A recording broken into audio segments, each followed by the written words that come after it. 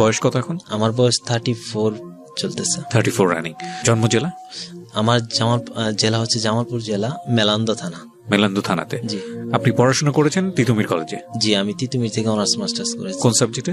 Political science. Political সায়েন্সে।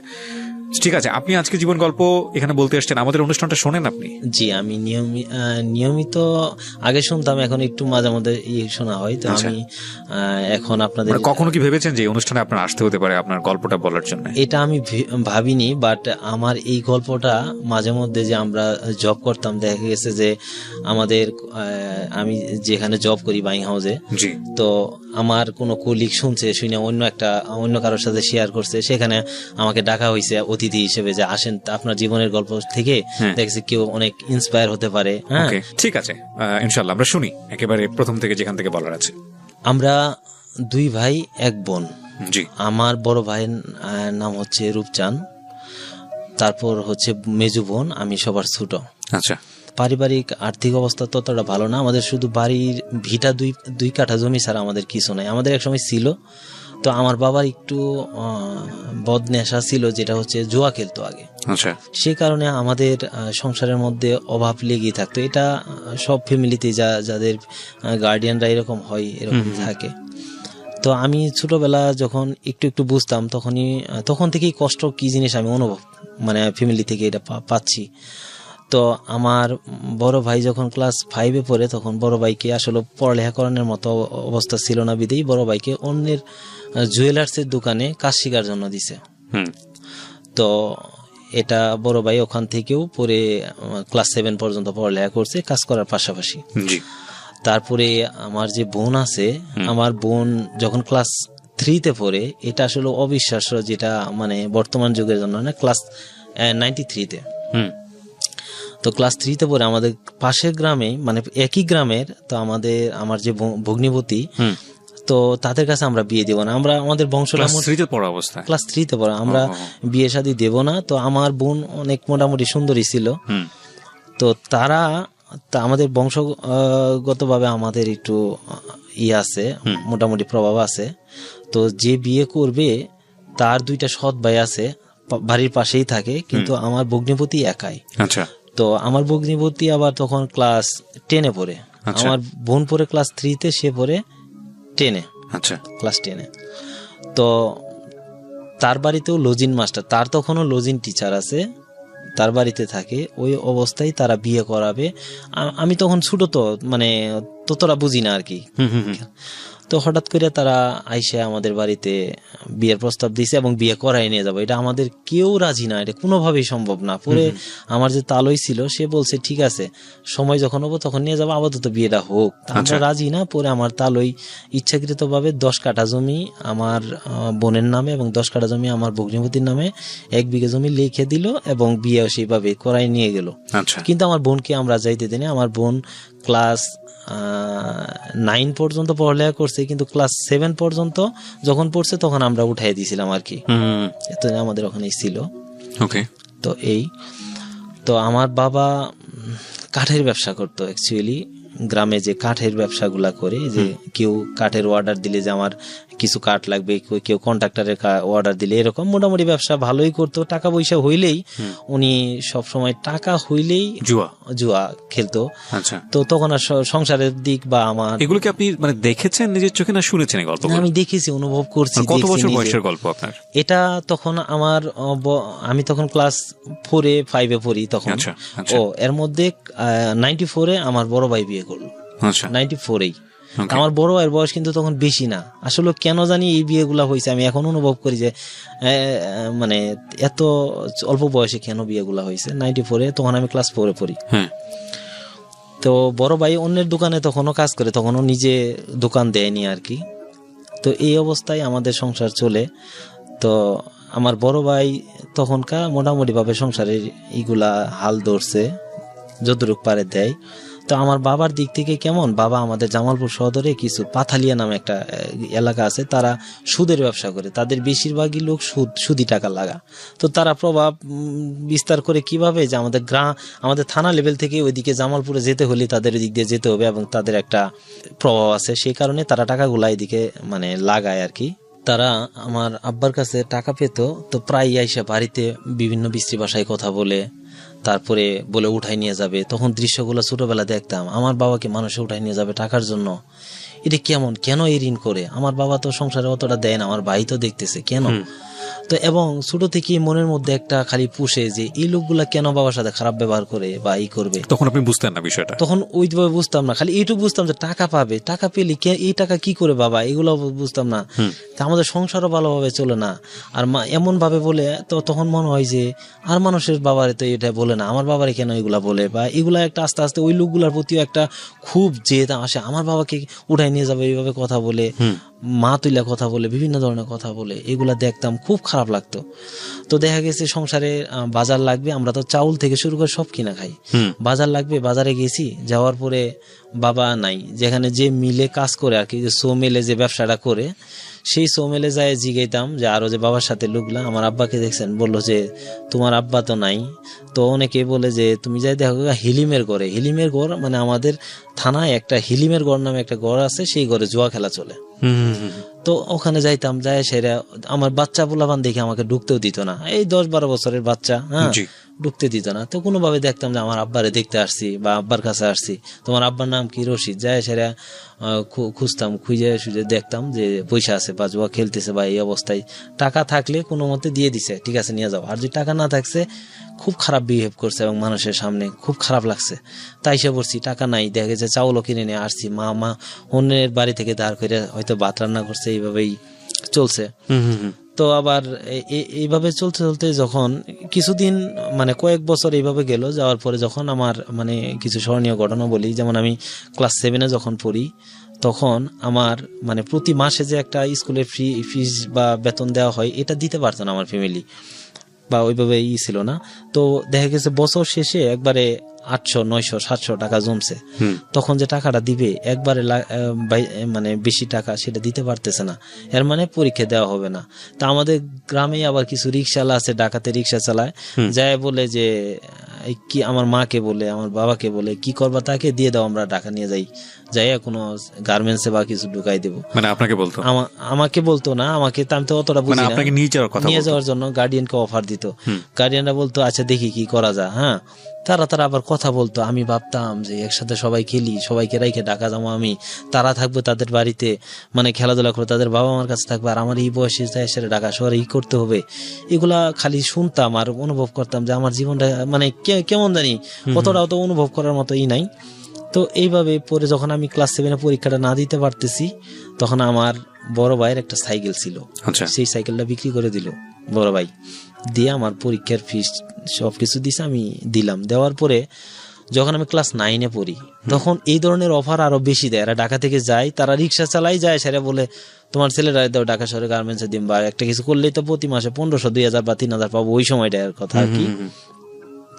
তো loop দেয় আর কি, এইভাবে কথা বলে। আমি তাদের বললাম যাই আমি কি করব, বলে কি যে ওখানে অনেক টাকা কামানো যায়, ওখানে যাই এটা করবা এটা করবা। তা আমার পড়ালেখার প্রতি আস্তে আস্তে না আমার কেমন জানি একটা আসে যে এগুলা কথা বললে ভালো লাগে না স্টুডেন্ট অবস্থায়। যখন ক্লাস 9-এ পড়ি আমি, ওই 9-এর যে বার্ষিক পরীক্ষার এই টাকাটা দিব, এই টাকাটা দেওয়ার মতো নাই। বাবা তো দিতেই আছে না বা দিতে পারতেছে না, কোনো বাবা দিতে পারতেছে না। তো দেখা গেছে বড় ভাই সংসার চালা, পুরা সংসার বড় ভাই চালাইতেছে। আবার বাবা ঋণও দিচ্ছে বড় ভাই, এবং বাবা ঋণের জন্য আমার বড় ভাইকে যায় সেই ঋণদার এগুলা বলে তুই যদি টাকা তোর বাবা না দেস তোর বউকে দে, এইভাবে পর্যন্ত কথা বলছে আমার বড় ভাইকে আমার চোখের সামনে। তখন কেমন লাগছে এটা আসলে বুঝাইতে পারবো না। এই জিনিসগুলো আমার বাবা কখনোই অনুভব করে নাই। তারপরে ক্লাস 9-এ যখন না দিতে পারতেছিল মানে টাকা গার্ডিয়ানে, পরে আমার বড় ভাই বললো যে এক কাজ করি, আমাদের ঘরে তো একটা খাট আছে, খাটটা বানাইছিল বড় ভাই অনেক শখ করে, বড় ভাই সে খাটটা বিক্রি করে দিছে, দিয়া খুব সম্ভবত 1100 না 1200 টাকা জমছিল, সেই টাকাটা দিছে। দেওয়ার পরে এইভাবেই চলতেছি ক্লাস 9-এ। তখন আমরা 10-এ পড়ি, 10-এ পড়া অবস্থায় আমাদের এলাকায় একটা ক্লাব আছে। আচ্ছা, তো ওই ক্লাবের জমি আগে দিছিল এক যে দাতা নাম হল মতিমুল্লাহ, উনি জমি দিছিল। পরবর্তীতে আমাদের প্রায় 3-4 বছর ক্লাবটা ছিল না। তা আমরা আবার ক্রিকেট খেলতাম, ফুটবল খেলতাম। তো এলাকার বড় ভাই সব মিলে আমরা 40-50 জন মিলে একটা ক্লাবের মানে সংগঠনের লোক, আমার সিনিয়র থেকে জুনিয়রদের মধ্যে সব আমরাই আর কি, আমার বেসের। তো এই ক্লাব দিবে না তারা, মানে ঘর উঠাইতে দিবে না ওই জায়গাটা, ওটা যদিও সরকারি জায়গা, তো তারা উঠাইতে দিবে না, তাদের পাশে জায়গা আছে। এক পর্যায়ে তাদের প্রভাব ছিল, তারা মানে এলাকায় মোটামুটি তাদের বংশটা অনেক বড়, তো তারা লাঠি সুটা নিয়ে দৌড়ায় আসছে আমাদের উপর অ্যাটাক করতে। আমরা তো আসলে 10 বাপের 10 ছেলে, এখানে ক্লাব, তা আমরাও ইচ্ছে মতন তাদেরকে মানে গণধোলাইয়ের মতো মায়ের দিছি যেমনি পারছি। তো তারা ওই অবস্থায় গেছে ইয়েতে থানা তো আমাদের ওখান থেকে 1/2 কিলো দূরে। থানায় যায়, সাথে সাথে পুলিশে পিক আপ নিয়ে আসছে, আমরা আবার কেউ দৌড় দেয়নি যে অবস্থায় ছিলাম। পরে থানা থেকে আইসা বলছে যে তোমরা এগুলা করছো, বলছি যে এই জমি আমাদের ক্লাব অনেক আগে থেকেই, তো তারা মাঝখানে কিছুদিন ছিল না, এখন আমরা নতুন করে উঠাইতে চাচ্ছি, তারা দিতেছে না। পরে বললো যে না, তোমরা ক্লাব এখানে করতে পারবা না। তো এগুলা আসলে নেতা পর্যায়েও চলে গেছে, কিন্তু তারা টাকা দিয়ে মামলা করলো। এই মামলায় আমাদের প্রায় 40 জনকে আসামি করছে এলাকার। তো আমরা তো প্রথম মামলা খাইছি আতঙ্কে। স্টুডেন্ট লাইফ, ক্লাসে পড়েন তখন? ক্লাস 10-এ পড়ি। ক্লাস 10-এ পড়েন, ওকে। প্রথম মামলা, এবং এলাকায় ঘরে থাকতে পারি না। দেখা গেছে রাতে ওই বিভিন্ন জায়গায় যাব, মা ওজার সাথে বাবা ওজার সাথে, যে কি হয় সন্তানের, মানে তারা একটা আতঙ্কের মধ্যে আছে। তো এইভাবেই মামলা চললো। ফাইনালি মামলাটা রাজনৈতিক নেতা যেমন মির্জা আজমের কাছে আমরা আবেদন করছিলাম, তারা তখন মামলাটা শেষ করে দেয় আর কি। আচ্ছা। তো আমি যখন এসএসসি পরীক্ষা দিব, তখন ওই সেম অবস্থা, যে আমাদের আর্থিক অবস্থা এই না। তখন আমার ভাই তো আসলে জুয়েলার্সের কাজ করে, দেখা গেছে ভাবিকে শখ করে কানের দুল বানিয়ে দিছিল আর কি। তো পরীক্ষায় ফর্ম লাভ করবো, এই টাকা পাই না, মানে সবার ফর্ম লাভ করা শেষ, লাস্ট দিন, এবং দিনের 1টা বাজে, আমার টাকা নাই, কোনো প্রিপারেশন নাই। পরে ভাইয়ের কাছে গেলাম, ভাই আমি কি পরীক্ষা দেব না? পরে ভাই বললো যে তুই এক কাজ কর, তুই বাড়ি যায় তোর ভাবির কানের দুল আছে, এটা যায় চাগা, বলবি যে ভাই দরকার দেব, দরকার বাজারে লাগবে, এখন দেবো। দিছে, বা আইসে ভাবিকে বলছি, ভাবি কানের দুলটা দিছে, দেওয়ার পর যাওয়ার পর ভাই এটারে গলাইছে আর কি। এমনি বিক্রি করলে তো অনেক খাস খুস থাকে, বিক্রি করতে পারবে না, গলায় স্বর্ণ একটু বিক্রি করে আমাকে দিল। হয়তো তখন ফর্ম লাভের জন্য 12 বা 1500 টাকা লাগছে। মানে ভাবি জানিও না যে ভাবির কানের দুল? না, ভাবি জানে, ভাই আমাকে যা কিছু দেয়, ভাবি কিছু বলতে পারে না, বা ভাবি আমার অনেক ভালো, সত্য। কারণ আমাকে ছুটো এসে, মানে আমি তখন ক্লাস 4 পড়ি, তখন পাইছে, ফ্যামিলি দেখতেছে, ভাবি অনেক ভালো। তো পরে পরীক্ষা, আমি এসএসসি পরীক্ষা দিলাম। এসএসসি পরীক্ষা যেদিন আমি ফার্স্ট দিতে যাই, তার আগের দিন মা বাবাকে বারবার করে বলছে যে ঘরে কিন্তু চাল নেই, অথচ বাবার কাছে টাকা ছিল না। বাবা ভাইকেও বলে নাই, ভাইকেও আবার মা বলে দেয় নাই যে চাউল লাগবো, কারণ বাবা কি বলছে, তো ঘরে আর পরের দিন সকালবেলা যে আমি যাব, নাই রান্না করার মতো। তো মা সকালবেলা ভাবতেছে কি করব, কারণ পাশের বাড়ি থেকে চাউল নিয়ে রান্না করছে আগের দিন, যে সকালে দেওয়ার কথা, পাশের বাড়ি চাউলই দেওয়ার কথা, কিন্তু সে পাশের বাড়ি আর চাইতে পারতেছে না, বা এরকম অবস্থা। পরে মা কি করবো, সকালে কাঁদতেছে। তা আমি বললাম, মা সকালবেলা যদি কান্না করো তাহলে আমার পরীক্ষা ভালো হবে না। তো বললো যে তাহলে মা তো মাই, তাই না? তা আমি বললাম যে আমি যা আছে তাই দিয়ে পরীক্ষা দিতে যাবো। তা খেয়ে পরে পান্তা ভাত খেয়ে আমি গেছি। তো পরীক্ষা দিলাম, দেওয়ার পরে আমি সায়েন্সের স্টুডেন্ট ছিলাম, একদম মানে ভালো ছিলাম তাও না, খারাপও ছিলাম না, মাঝামাঝি ছিলাম। তারপরে পরীক্ষা দিতে যাই, পরীক্ষা দেই, এভাবে আমি এসএসসি পরীক্ষা দিলাম। এসএসসি পরীক্ষা দেওয়ার পরেই আমি প্রায় দেখলাম যে আসলে সংসারের অভাব তো এরকম কি হয়। তা আমি স্টুডেন্ট পড়াই, প্রাইভেট পড়াই, প্রায় 22 জন স্টুডেন্ট প্রাইভেট পড়াই। আচ্ছা। তো আমার একটা 9-10 ব্যাচ ছিল, সেই ব্যাচটাই শুধু আমার ওখানে আইসা পড়ে। এর মধ্যে কি হয়েছে যে আমাদের যে আর্থিক অবস্থা, এর কারণে আমাদের ঘরটা বিক্রি করে দিছে। তা আমাদের যে ঘর বিক্রি করছে, আমার ভাই আর ভাবি একটা ঘরে থাকে, সেই ঘরটা ছোট একটা ঘর তারা থাকে। এখন নিজেদের ভিটা মাটি ওটাও বিক্রি করে দিয়েছে? না, ভিটাটা বিক্রি করে, শুধু ঘর বিক্রি করছে। ভিটাই তো 2 কাঠা। তো এখন বাবা মা কেমনে থাকে, এই একটা ছাপড়া তুলে আর কি, মানে 1 চালা টিন দিয়ে কোনো মতে দিয়ে থাকে। এখন আমার থাকার জায়গা নাই, তো তারা ওইভাবেই তো আসলে বাবা মার সাথে থাকা যায় না। তো আমার রাস্তার মাঝখানে, রাস্তার দক্ষিণ পাশে হইলো আমার ঘর, আর উত্তর পাশে হইলো আমাদের ক্লাবের যে সভাপতি ছিল আমিনুর মামা, তাদের ঘর। তো উনি আনন্দমোহনে পড়ালেখা করতো, তো উনি বাড়িতে থাকতো না, তেমন ওনার ঘরটা খালি। মানে আপনার বাড়িতে আপনার থাকার জায়গা নেই, মোট কথা হচ্ছে এটা। থাকার জায়গা নেই, তারা বলে যে থাকতে, দেখা গেছে কিভাবে, ওইটা তো থাকার আসলে পরিবেশ না। হুম। তো ওই ঘরটা ফাঁকা, তার বাবা মা বলে ওই যে আমিনুর রহমান বাবা থাকে, হ্যাঁ সমস্যা নাই, তা আমি ওই ঘরেই থাকি। এটা কি এসএসসি পরীক্ষার পরে? এসএসসি পরীক্ষার পরে এবং এসএসসি পরীক্ষার আগে থেকেই আমি থাকি, এটা আচ্ছা, এসএসসি আচ্ছা। পরীক্ষার আগে থেকে। আচ্ছা, আচ্ছা। তো ঘরটা বিক্রি করছিল মনে হয় 35,000 টাকা দিয়ে, কিছু ঋণ দিছে। ওই সময় জমিটাও বিক্রি করে দেবো যে আমরা মেলান্দতে বাসা ভাড়া নিয়ে থাকবো। তার মানে বিষয়টা এরকম যে আপনার বাবার জুয়ার যে ঋণ ছিল সেটা পরিশোধ সেগুলা, করার জন্য আপনাদের হ্যাঁ, নিজেদের বাড়ি বিক্রি করতে হয়েছে, হ্যাঁ, যে বাড়ি ঘর আপনারা হ্যাঁ, থাকতেন। জি। পরে ই করলো যে মানুষজন ডাকছে যে আমার জমি বিক্রি করবো, কে কত টাকা দিবা, এইভাবে দামাদামিও উঠলো। তখন মানে এক ধরনের ভাবলাম, নিলাম, ছোটখাটো নিলাম, হ্যাঁ, নিলামই বলে চলে। তখন আমি ভাবলাম যে আমাদের জমিটাও বিক্রি করবে, তাহলে আমি এই এলাকা থাকতে পারবো না, মানে আমরা এই এলাকার মানুষ হয়ে ভাড়া থাকতে হবে বাজারে যাই, এটা কখনোই ভাবিনি। পরে ফাইনালি যেই হোক, আমার মার নামে জমি ছিল, আমার মা জেদ করছে না আমার ভিটা আমি, মানে জমিটা বাবা ছোটবেলায় আবার আমার নানা কিনে দিছে, তো আমার মার নামেই ছিল, মা বেচতে পারে নাই। তো ওই ছাপড়া ঘরে মা থাকে, আব্বা থাকে, আর সামনে ছোট্ট একটা ঘর, এখানে ভাই ভাবি থাকে, ভাতিজা। আচ্ছা। তো আমি ওখানেই থাইকা এসএসসি পরীক্ষা দিলাম ওই তাদের ঘরেই। তো আমি যে একটা ব্যাচ 9-10 একটা ব্যাচ পড়াইতাম, সেটা আমার ওই তাদের ঘরেই, মানে ওই যে ক্লাবের সভাপতি যে মামা, জি। তার ঘরেই আমি 9-10 ব্যাচটা পড়াই, আর সবাইকে যে বাড়িতে বাড়িতে পড়াই আসি। আচ্ছা। তো এর মধ্যেই আমার একটা ফ্রেন্ড আছে, আমার বাড়ির মানে আমাদের এলাকায়, একই এলাকা, জি। কাছাকাছি। তো তারা 3 ভাই 2 বোন। তো আমার ওই ফ্রেন্ডরা আমাকে বললো একদিন যে তার বোনের নাম হচ্ছে মমতা। তো বললো যে তুমি একটু মমতাকে পড়ো। তখন মমতা ক্লাস 10-এ পড়ে, আমি এসএসসি দিছি। তো আমি অঙ্কে ভালো ছিলাম, তো আমি অঙ্কেরই এই ব্যাচটা পরে, আমি 9-10-এর ব্যাচটা অঙ্কই পড়াই শুধু। আচ্ছা।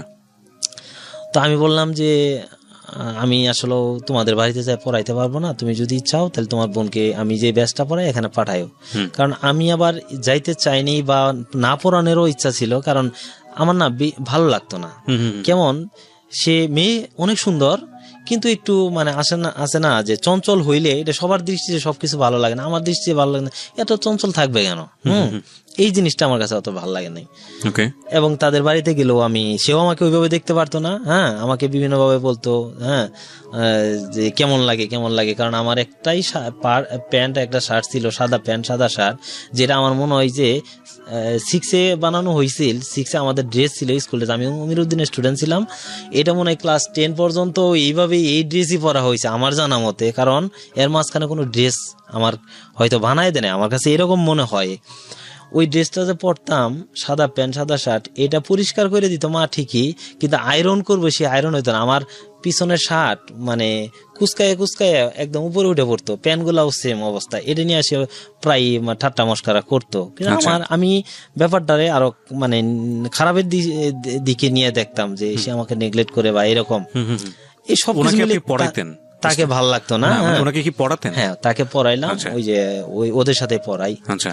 তো এইভাবেই পড়াইতেছি, পড়াইতে পড়াইতে একদিন হঠাৎ করে আমি পাশে, আমাদের বাড়ির পাশে একটা ভাবি, তার মেয়ের নাম রুমাকে আমি পড়াই তাদের বাড়িতে যাই। আচ্ছা। তো সকাল 10টার দিকে আইসা দেখে যে আমি 9-10-এর যে ব্যাচটা পড়াইতেছি, তার মধ্যে একটা মেয়ে অনেক সুন্দর। আপনার ভাবি দেখেছে এটা আমার আপন ভাবি না আর কি, ভাবি আইসা দেখলো যে মেয়েটা অনেক সুন্দর।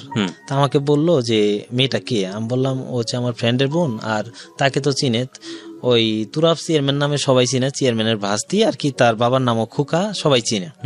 তো পরে বললো যে তোমার নাম কি? বললো যে মমতা। পরে বললো মমতা পড়া কি শেষ তোমাদের? আমি বলছি আর 8-10 মিনিট আছে। কই যে আজকে আর পড়াইতে হবে না, আজকে ছুটি দাও। আমার বলতেছে মাস্টার তুমি ছুটি দাও আজকে। তাকে বলতেছে মমতা তুমি চলো আমাদের বাড়িতে যাই, গরমের দিন তো কাঁচা আম আছে পাড়া, তোমাকে ভর্তা করে খাওয়াবো। তো ও কোনো কিছু দ্বিধা না করেই বললো ঠিক আছে চলেন যাই। কাঁচা আমের প্রতি এমনি মেয়েদের একটা তা আমাকে বললো যে চলো তুমিও চলো। আমি বললাম যে না ভাবি আমি যাব না, কারণ ও যাবে, এটাই হলো আমার মেন কথা, ও যাবে আমি যাব না। তো এরপরও সে জোর করে নিয়ে গেল, যাওয়ার পর আম ভর্তা বানায় দিল, সে আবার আগায় দিয়ে গেছে। তো সে তার বাড়ি গেছে, আমি আমার বাড়ি গেছি। তো তারপরের দিন সে ইচ্ছা করে ওই ভাবির ওখানে গেছে, আবার প্রাইভেট পয়রা সাইরা গেছে, যায় সাইরা তার সাথে কি আলাপ করছে আমি জানি না। এখন সন্ধ্যায় গেছি আমি পড়াইতে, ভাবি বলে যে তোর ছাত্রী তো তোকে ভালোবাসে। আমি বললাম কি বলেন, আমি তাকে মানে মোটেও পছন্দ করি না। কই এত সুন্দর মেয়ে তুই পছন্দ? আমার না সুন্দর ঠিক আছে, কিন্তু তার আচার ব্যবহার আমার ভালো না, আমি লাইক করি না। কয় না সে তোর অনেক ভালোবাসে। তো আবার তাকে নাকি বলতো যে আমি তাকে ভালোবাসি, এটা তাকে বলতে পারি না, ভাবিকে যাই বলছি। মানে এই ভাবিয়েই মানে মাঝখান থেকে আমাদের ইটা করতেছে আর কি। আচ্ছা আচ্ছা, মানে দুপক্ষকে গিয়েই এই কথা, হ্যাঁ, এই মিথ্যা কথা বলেছে। কিন্তু আমি মনে মনে ভাবি ও আমাকে ভালোবাসে, আবার ও মনে মনে ভাবে যে আমি ভালো, আমিও তাকে ভালোবাসি, আমি বলতে পারি না। এই অবস্থায় সে তখন দেখি যেন একটু আরো বেশি সাজুগুজু করে আসে, বা তার মানে অ্যাটিটিউড গুলা, আপনার অ্যাটেনশন পাওয়ার জন্য। হ্যাঁ। তো আমারও হঠাৎ করে পড়াইতে পড়াইতে একটু যা যে সে আমাকে বলতে পারে না ভালোবাসে, খারাপ হইলেও কিন্তু ভালোবাসার শব্দটা তখন শুনতে খুব ভালোই লাগে। আচ্ছা, আমি তাকে বলছি যে তোমার সাথে আমার কিছু কথা আছে, কারণ আমি তাকে বলতে চাইছি তুমি আমার ফ্রেন্ডের বোন, আমি তাকে বুঝাই বলবো যে তুমি যেটা তাকে বলছো সেই কথাটা আর বললো না, কারণ তোমার আর আমার মাঝে এটা সম্ভব না। আমি এটাই বলতে চাচ্ছি। সে বলে কি না আজকাই বলতে হবে। আমি বললাম কি ব্যাপার, তোমাকে আমি কথা বলতে চাইছি, সেটা মানে তার আগ্রহ হচ্ছে আমি তাকে পজিটিভলি কিছু বলবো, কিন্তু আমি তো এটা আমি বলছি না আজকা বলবো না কালকা বলবো। তো পরের দিন এই অবস্থায় এইভাবেই 2-3 দিন গেল, যাওয়ার পর একদিন ছাড়ে না যে আমি হ্যাঁ আজকা তোমার কি সেও আমাকে তুমি করে বলে, কারণ এক ব্যাচ সিনিয়র তো অতটাই না, আজকা বলতেই হবে। আমি বললাম ঠিক আছে আমি বলবো না, তো তুমি খাতাটা দাও, খাতায় লিখে দেবো। সে খাতাটা দিছে, আমি এমন ভাব দেখাইতেছি আমি অনেক কিছু লিখতেছি, তা আমি কলম ঘুরাইতেছি ভাবতেছি কি লিখবো আমি। হ্যাঁ, আমারও আস্তে আস্তে মনের মধ্যে একটু লেগে গেছে। তো আমি বলছি ঠিক আছে, শর্ত আছে, আমি যা লিখছি তুমি বাড়িতে যাই দেখবা। আচ্ছা ঠিক আছে। ও বাড়ি গেছে, যাই সমস্ত খাতা উল্টাই পাল্টাই দেখছে, কোথাও কিছু লেখা নাই, তার আকর্ষণটা আরো বাইরে গেছে। হ্যাঁ, তো তারপরের দিন আসছে, আইসে সাইরা কথা বলে না, খুব রাগ, খুব আমি বললাম আজকে সত্যি আমি লিখবো, এবং তার মাঝে বিশাল কিছু কাজ করতেছে, যে একটা প্রেমে পড়লে একটা মেয়ের যা হয় আর কি। তা আমি বললাম আজকে সত্যি সত্যি লিখবো। তো আমি পরের দিনও কিছু লিখিনি, এবং খাতা অনেকভাবে দাগাইছি, এইভাবে করছি, কিন্তু একদম সাদা পাতা, উপর দিয়ে শুধু এমনি হ্যান্ড রাইটিং করছি, মনে হয় যে অনেক কিছু লিখছি। তো সে ওই দিনও চলে যাওয়ার পরে দেখছে কিছু না, তারপরে 2 দিন সে আসে না। তখন যে সে না আসতেছে তখন আমার খারাপ লাগা ধরছে, কি ব্যাপার সে আসতেছে না। তো খারাপ লাগা ধরছে, সে তার ভাইকে বলছে যে আমি যাই পড়তে পারবো না, তুমি বলবো, ও আইসা আমার বাড়িতে পড়াবে। প্রথম কিন্তু আমি যাইতে চাইনি, তার ভাই আমাকে বলতেছে, তার ভাই সবাই ঢাকা থাকে, তো তার ভাই বলতেছে তোমার কাছে রিকোয়েস্ট, তুমি একটু আমার বাড়িতে যাই পড়াবা। তা আমিও ভাবতেছিলাম ঠিক আছে এখন যাওয়া যায়, কারণ আমারও খারাপ লাগতেছে। তা আমি বাড়িতে যাই পড়াই। তো ও সব সময় আমি যত কিছুই অঙ্ক বুঝাই, অঙ্ক কিন্তু একটা খুব মানে একটা মনোযোগ না দিলে তার মনোযোগ নাই, চায়ে থাকতে এই অবস্থা। তা আমি আমার মতো করে, যদিও আমি বুঝতেছি সে কি করতে চাচ্ছে, কিন্তু আলটিমেটলি তার মনোযোগটা আমার দিকে নাই। তো এক পর্যায়ে মানে এইভাবে কিছুদিন যাইতে যাইতে নিজে থেকে বলতেছে না যে সে আমাকে ভালোবাসে, আমার মুখ থেকেই বলতেছে। পরে আমাকে বলল যে যদি তুমি আমাকে না লিখে দাও কি বলতে চাও, তাহলে তোমার আর আসার দরকার নেই, আমি তোমার কাছে আর পড়বো না। পরে আমি বললাম যে আমি কি বলতে চাই তুমি ভালো করেই জানো। কয় না আমি কিছু জানি না, আমি তোমার মুখ থেকে শুনতে চাই। পরে আমি তাকে বললাম আজকাল লিখে দিয়ে যাচ্ছি, হ্যাঁ তোমার দেখতে হবে না খাতাটা, কিন্তু খাতার মধ্যে আমি লিখে দিয়ে যাব। তা আমি তাকে লিখে দিয়ে আসলাম আমি তোমাকে ভালোবাসি। সেই খাতাটা লেখা দেখে সে ওই একটা পেজ লিখে দেখার পরে টোটাল খাতায় যত পাতা ছিল প্রত্যেকটা পাতাতেও সে বলছে, সে লিখছে ওই জায়গায় আমি তোমাকে অনেক বেশি ভালোবাসি। হ্যাঁ, এই ভালোবাসি পুরা পাতা বইরে ফেলছে। তো পরের দিন অঙ্ক করব আমি, যাওয়ার পরে তা বলছি খাতা দাও, খাতা দিছে, ওর লেখা দেখতেছি আমি তোমাকে ভালোবাসি। পেজ যেটাই উল্টাই সেটাতেই তাই ভালোবাসি, মানে কোনো পেজ আর কোনো মানে আমি অঙ্ক করার মতো আর খাতা নাই। আমি বললাম এটা কি করতেছো তুমি, এটা বলছো। তো আমি বুঝে ফেলাইছি এই অবস্থা। তার সাথে আমার মানে মোটামুটি ভালোভাবেই সম্পর্ক চলতেছে।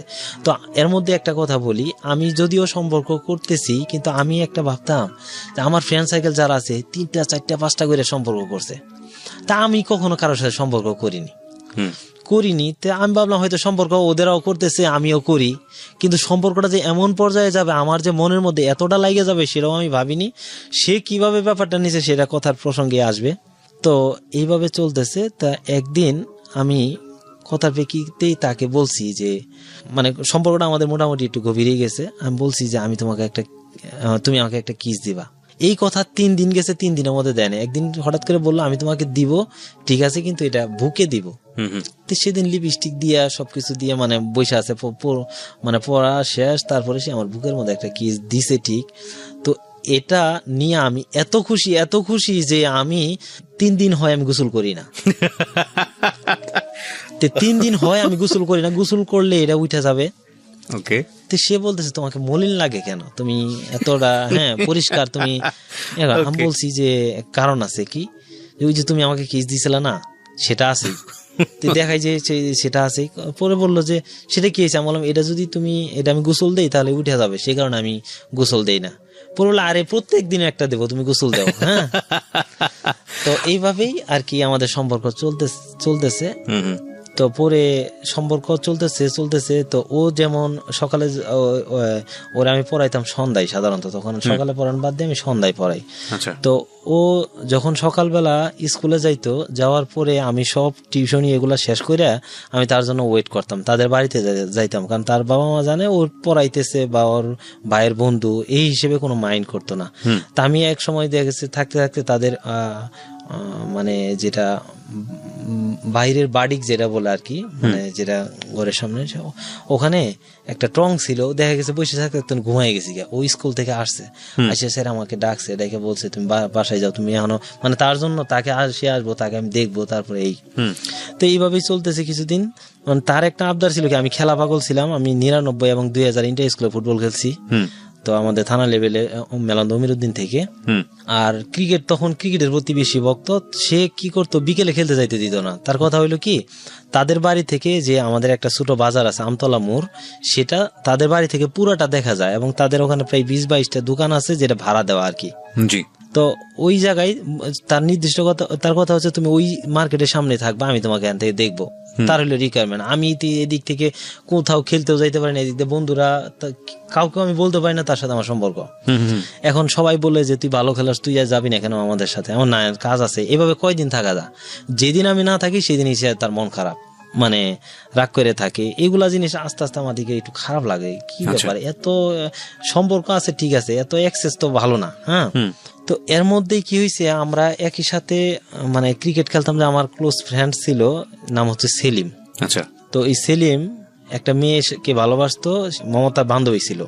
তো বান্ধবী সে তাকে, তারা অনেক সম্পদশালী লোক, তো তার নাম হচ্ছে ময়না, তাকে নিয়ে সে পালাইছে। কোথায় গেছে, তাদের সাথে সম্পর্ক ছিল আমরা কিছুই জানি না। তো তার বিনিময়ে প্রথম নারী নির্যাতন মামলা খাই আমি, আমাকে এবং রাজ্জাক, আমার আরেকটা বেস্ট ফ্রেন্ড রাজ্জাক এবং এই সেলিম, এই তিনজন আপনাদেরকে সন্দেহ করে নারী নির্যাতন মামলা দেয়। কিন্তু ও কোথায় নিয়ে গেছে গা ওই মেয়েকে আমরা জানি না, কিছুই জানি না। তো ও নিয়ে গেছে ঠিকই, মেয়েকে নিয়ে গেছে গা। তো তার বাবা ছিল বিডিআরে চাকরি করতো তখনকার, তার বাবার নামও দিছে আর কি। তো তার বাবা তখন পোস্টিং ছিল চুয়াডাঙ্গায়। তো সে নিয়ে খুব সম্ভবত চুয়াডাঙ্গায় চলে গেছে, কিন্তু তারা মামলা দিছে আমাদের নামে, প্রথম নারী নির্যাতন মামলা, এবং তখনকার খুব কড়া নারী নির্যাতন মামলা নিয়ে। তো এই দিক থেকে সাংসারিক অবস্থা ভালো না, আবার একটা মামলা, এবং এমন ব্যক্তিরা মামলা করছে যেটা খুব মানে বিত্তশালী, তাদের টাকা পয়সার অভাব নাই। তা আমরা দেখা গেছে দিনটা কোনো মতে পার করে দেখা গেছে রাতের বেলা এই রাস্তায় বন ক্ষেত খোলা আছে না, এর মধ্যে আমি আর আমার ওই ফ্রেন্ড রাজ্জাক দুইজনে মিলে রাত কাটাই। তো এইভাবে অনেকদিন কাটাইতেছি, আর থাকতে পারতেছি না, যে এইভাবে কতদিন যাযাবরের মতো জীবনযাপন করব, আমার স্টুডেন্ট লাইফ। তো একদিন হঠাৎ করে ওই আমতলা মোড়ের ওখানেই আমি বসে আছি এবং আরো কয়েকটা ফ্রেন্ড সাইকেল বসে আছে। তো পুলিশের গাড়ি আসছে, নির্দিষ্ট ইনফরমেশন পায় যে আমাকে ধরার জন্য আসছে, যে বসে আছে আমাদের অন্তত হাফ কিলো বললাম। তো পুলিশের গাড়ি আসছে, আইসে সবাই নিশ্চুপ মাইরা আছে। তা আমি ভাবলাম দৌড় দিব কিনা, যে দৌড় দিলে ধরবে, কারণ আমি তখন তাদের ধরাই হলো মেন কাজ। গাড়ি এসে একদম আমাদের সামনে, ব্রিজের দুই পাশে সবাই বসে আড্ডা দিতেছে, মাঝখানে গাড়ি দাঁড়ানো, পুলিশ 7-8 জন পুলিশ সহ একজন দারোগা নেমে বলতেছে এখানে লালচান কে। আমি বললাম লালচান এই মাত্র তো গেল গা, এখানেই তো ছিল, আপনাদের গাড়ি দেখে দৌড়ছে, কোন দিকে গেছে, এইদিকে। তো আমি দেখাই দিছি যে দক্ষিণ দিকে গেছে, এই যে রাস্তা ধরে গেলে এই মাত্র গেল, জান আপনি। কেউ কথা বলতেছে না, আমি জানি কেউ যদি কথা বলে তারা নিশ্চিত বলে দিবে যে এই লালচান, ঠিক আছে। তারা বললো কোন দিকে গেছে, এইদিকে। এই ফোর্স নিয়ে তারা মানে গাড়ি রাইখে, ড্রাইভার আছে আছে, যে যার মতো করে দল ভাগ করে গেল এইদিকে ধর। তা আমি দাঁড়াই থাকতে আস্তে পিছন দিকে আস্তে আস্তে আমতলা মোড় পর্যন্ত আছে, মোড়ের পাশেই একটু হয়তো 200 গজ দূরে হচ্ছে ব্রিজটা। আইসা এখান থেকে আমি দৌড় দিছি। তো দেখলাম যে না, আসলে এলাকায় আর থাকা যাবে না, এইভাবে আর থাকা যায় না। পরে আমি ওই যে আমার ওই ফ্রেন্ডের মাকে আমরা চাপ দিলাম যে আপনার ছেলে যেখানে আছে আপনি সেই জায়গায় আমাদেরকে নিয়ে যান, আমরা তো বাড়িতে থাকতে পারতেছি না। পরে তারাও নিতে চায় না। তা আমি বললাম যে এইভাবে তো হয় না। পরে তার মা বললো যে ঠিক আছে তোমরা তাইলে চুয়াডাঙ্গায় অ্যাড্রেস দিল যে চুয়াডাঙ্গায় এসে বইরো। তার মা চলে যাবে, আমরা বললাম নিয়ে যান আমাকে সাথে, না নেয়নি। তো আমরা অ্যাড্রেস নিয়ে, তো আমি আর আমার ওই ফ্রেন্ড রাজ্জাক চুয়াডাঙ্গার উদ্দেশ্যে রওনা দিব। দেওয়ার আগে তো এই ঘটনাগুলো তো সে জানে, সবকিছুই জানে, মানে আপনার গার্লফ্রেন্ড জানে, সব জানে। কি নাম ছিল ওনার? মমতা। হ্যাঁ। তো জানার পর তো তার মাঝে মানে কান্নাকাটি একটা মেয়েরা যা হয় অস্থিরতা। তো আমি যেদিন আইসে পড়বো তার আগের দিন রাতে আমার বাড়িতে আবার হাঁসের কি নারিকেল দিয়ে হাঁসের মাংস রান্না করছে, সে খেতে চাইছিল। এবং আমি এটা তো আসলে বাইকে বলছি, ভাই আমার খুব হাঁসের মাংস খাইতে মন চাইছে। কয়েকদিন বলার পর বাইক কিনে নিয়ে আসছে এবং রান্না করছে। আমি আমার খাইতে মন চাই না, খাইতে মন চাইছে তার। তো রান্না কইরা আমাকে আর আমার ফ্রেন্ড রাজ্জাককে খাইতে দিছে একসাথে। তো রাজ্জাক কি করছে, আমি বলছি যে তোরটা তুই খাবি, আমারটা আমি নিয়ে নিব একটা পলিথিনে। তা আমি সবকিছু একটা পলিথিনে নিয়ে নিছি। আমার ভাবি দেখছে এটা কোথায় নেবা, আমি বললাম রাতে তো আমরা থাকবো ওই বন্ধের মধ্যে, কোথায় থাকি ঠিক নাই, ক্ষুধা লাগলে ওখানে খাই নিব। আচ্ছা ঠিক আছে। তো ওই ভাতটা নিয়ে গেছি রাতের বেলা, বিদেয় নিতে গেছি, যাই সেরে ওই একটা প্লেট রাখতে বলছিলাম, প্লেট রাখছে, ওর মধ্যে ভাত রাখছে, রাইখা মানে ভাতটা ঢাইলা পরে আমি তাকে খাওয়াই দিয়েছি, আমাকে খাওয়াই দেয়া। কি কান্না, সে প্রচুর কাঁদছে, আমিও তো কাঁদতেছি। তো এই অবস্থায় তার কাছ থেকে আমি বিদায় নিলাম, নিয়ে আমি চলে গেলাম চুয়াডাঙ্গায়। পরের দিন সকালে ঢাকা আসছি। আমি তো ঢাকা চিনি না, আমার যে সাথে রাজ্জাক সে আবার মোটামুটি ঢাকা আসছে, তার বাবার বসুন্ধরা থাকতো, সে সবই চিনে। তো ঢাকা নিয়ে আসা পরে সে ঢাকা গাবতলী থেকে চুয়াডাঙ্গার উদ্দেশ্যে আমরা গেলাম। তো বাস তখন কি বললো, মানে আমাদেরকে বাস চুয়াডাঙ্গার বাস নিয়ে যায় ঝিনাইদহ নামাই দিছে। আমি তখন বুঝতাম না। তো আমার একটা অভ্যাস ছিল কি, আমি বাস দেখলেই বমি করতাম, উঠা তো দূরের কথা, দেখলে মানে যদি মনে হয় যে ওটা বাস, এই বাস আমার উঠতে হবে, বা এই বাসের উঠার পরে যে মাথার কি এরকম একটা খারাপ ছিল আমার অভ্যাস। তো ওই বাসে ভিতরে বসছি, আমি মনে হয় যে এখন চিহ্নিত, এখন মনে হয় আমিন বাজার পার হয়নি আর কি গাবতলী থেকে। তো আমি বমি করা শুরু করছি। পরে বললাম ভাই আমাকে ছাদে দেন। পরে আমার জন্য আমার ফ্রেন্ডরা ছাদে, পুরা রাস্তা ছাদে ছেড়ে পরে ঝিনাইদহ নামাই দিছে। তো ঝিনাইদহ থেকে আবার বিডিআর ক্যাম্পে গেলাম। যাওয়ার পরে ওখানে দেখি যে তারা সবাই ওখানে। তা আমরা যাওয়ার পরে মানে তারা তো এমনি আছে টেনশনে, খুশি আর অখুশির কিছু না, আমরা গেছি এরই বড় কথা। আচ্ছা, তারপরে ওখানে 24 দিন থাকলাম। 24 দিন থাকার পরে বাড়িতে আসতেছি। তো বাড়িতে আসছি, আমি জানি যে অনেক দিন, জীবনের প্রথম এতদিন বাহিরে থাকা হলো। তো ওর মধ্যে ওই জায়গায় থাকা অবস্থায় পুলিশ দিয়ে তার বিডিআর ক্যাম্পের অনুমতি নিয়ে ওখানে অ্যাটাক করছিল। এবং পুলিশের গাড়ি যখন ঢুকে তখন আমাদেরকে 4তলায় ছিলাম আমরা, আমাকে এবং আমার ফ্রেন্ড রাজ্জাককে দেখছিল পুলিশকে দেখাইছে যে ওই যে 2 আসামি। আমরা কি করছি, দৌড়ায় ছাদে উঠছি, 5তলা ছাদ, ছাদের উপরে একটা টাঙ্কি ছিল, টাঙ্কির উপরে মানে চতুর্দিক দিয়ে ওয়াল, এক জায়গায় শুধু একটু টিন দিয়ে আটকানো। আমরা কি করছি, ওই টিনটা তুলে টাঙ্কির মধ্যে ঢুকছি। তো পুলিশ তন্ন তন্ন করে খুঁজছে, পায়নি। পরে মেয়েকে ধরে নিয়ে আসে বললো। আচ্ছা, আমাদের পাশ দিয়েও পুলিশ ঘুরছে, আমাদেরকে দেখতে পায়নি। পরে মেয়েকে ধরে নিয়ে আসে বললো। তো ছেলেকে ধরতে পারে নাই, ও পলাইছিল। তো ধরে নিয়ে আসার পর তারা বাড়িতে, আমরা কি করবো, আমাদের রাইখা ওর গার্ডিয়ান সবাই এসে বললো। তো 24 দিন থাকলাম। 24 দিন থাকার পর বাড়িতে আসছি। আসার পরে আমরা জানি এতদিন পরে আসলাম, বাবা মা ভালো ব্যবহার করবো বা এই, আমার সাথে কেউ কথা বলে না। কি হয়েছে বাড়িতে, সবাই একটা অবস্থা। তো কথা না বলার কারণ, এই যে মেয়ে আমাকে ভালোবাসে, মমতা, এই মমতার বড় ভাই আর আমার ওই যে মামার ঘরে আমি থাকি, ক্লাবের সভাপতি আমিনুল, তারা হইল ফ্রেন্ড। তারা আমার ফ্যামিলির সবকিছু ডিসিশন মোটামুটি ওই মামাই দেয়, যদিও সে আমাদের ব্লাড কানেকশনের কেউ না, কিন্তু সে দেয় তার কথা শুনে। তো ওই মামাকে বলছে মমতা যে আমি তাকে ভালোবাসি, যে কোনো মূল্যে আমি তাকে পাইতে চাই, আমি জানি এটা আপনি পারেন, তাদের ফ্যামিলির সবকিছু আপনার ডিসিশনে হবে, তা আপনি একটা ব্যবস্থা করে দেন। তো বলছে যে তুই ছোট বোন, কি বলবো, তুই এই কথাগুলো বলতেছস, ওই ছেলেটার কি অবস্থা তুই জানার, ছেলেটার তো বাড়ির তেমন অবস্থা নাই, আর ও তো কি অবস্থায় একটা স্টুডেন্ট, তুই বিয়ে করতে চাস, কি বলস, পাগল নাকি? ইতিমধ্যে 2টা মামলা নিয়ে দৌড়াচ্ছে। হ্যাঁ, তারপরে সে এটা বলছে, বইলে এই মামা এসে বাড়িতে সব বলছে। বলার পরে আমার ভাই তো এত কষ্ট করে পড়ালেখা করাইতেছি, আর তুই এই তার সাথে সম্পর্ক করছস, তা নাইলে এই মেয়ে আসতে চাই, মানে মেয়ে কিভাবে ধরছে তাকে, তখন আমাকে আর পড়ালেখা করাবে না। আমি বললাম আল্লাহ, এই অবস্থায় যদি পড়ালেখা বন্ধ হয়ে যায় কি করব, করাবে না। আমি মামাকে যাই অনেক রিকোয়েস্ট করলাম, মামা একটা ব্যবস্থা করে দাও, তা নাহলে তো আমার পড়ালেখা বন্ধ হয়ে যাবে। মামা হয়তো বুদ্ধি দিছে কি করা যায়, পরে আমাকে পার্শ্ববর্তী থানায় রাখলো। ওর জন্য, এই মমতার জন্য আমাকে পার্শ্ববর্তী থানায় একটা মেসে রাখছে, যেখানে আমি পড়ি তখন সরকারি কলেজ, মেলান্দ সরকারি কলেজে, আমাকে রাখছে ইসলামপুরে। আমি ওখানে 3 মাস থাকলাম। থাকা অবস্থায় এর মধ্যে আমার আপন ভাতিজা একটা, তো তখন 3.5 বছর বয়স, নাম সুজন, সে পানিতে পড়ে মারা গেছে। আমি বাড়িতে আসছিলাম, আইসে মাঠে খেলতেছি, শুনি যে নাই, সে খুঁজে দেখি যে পানিতে পড়ছে, পরে মারা গেছে। তো এগুলো মাটি দেওয়ার পরে কান্নাকাটি সবাই মিলে করছে। তো যখন কান্নাকাটি করতেছি তখন সে আসছে, ওই সুবাদে আসছে, এমনি তো আসতে পারে না, সবাই জানে। কিন্তু তাদের বাড়িতে এই ঘটনাগুলো কেউ জানে না যে তার সাথে আমার সম্পর্ক বা এই অবস্থা। আমার বাড়ি সবাই জানে। তা আমি যে কাঁদতেছি, আমাকে ধরতে পারতেছে না ঠিক, সে পাশে দাঁড়ায় মানে সিম্পেথি দেখাচ্ছে, কিন্তু কিছু বলতে পারতেছে না। আমার তো তার প্রতিও রাগ, যে কিছুই হয় নাই, সম্পর্ক মাত্র শুরু, এখন এটা বলতে হবে কেন, আমার কথাই এটা। আর তার কারণে আমার আজকে বাইরে থেকে পড়ালেখা করতে হতেছে। আর এমনি তো আর্থিক অবস্থা ভালো না, ওখানে থাকলে একটা এক্সট্রা খরচ যাচ্ছে। তো পরে আমি দেখলাম, সেও আমাকে দেখলো, দেখার পরে সে চলে গেল। যাওয়ার পরে তো সে শুধু খবর পাঠায় আমাকে, কথা বলবে। আমি সুযোগ দেই না। তো তাদের বাড়ির সামনে হলো মসজিদ, আমরা বেশিরভাগ নামাজ ওই মসজিদেই পড়ি, মেন রোডের সাথে, কাছে তো কাছাকাছি।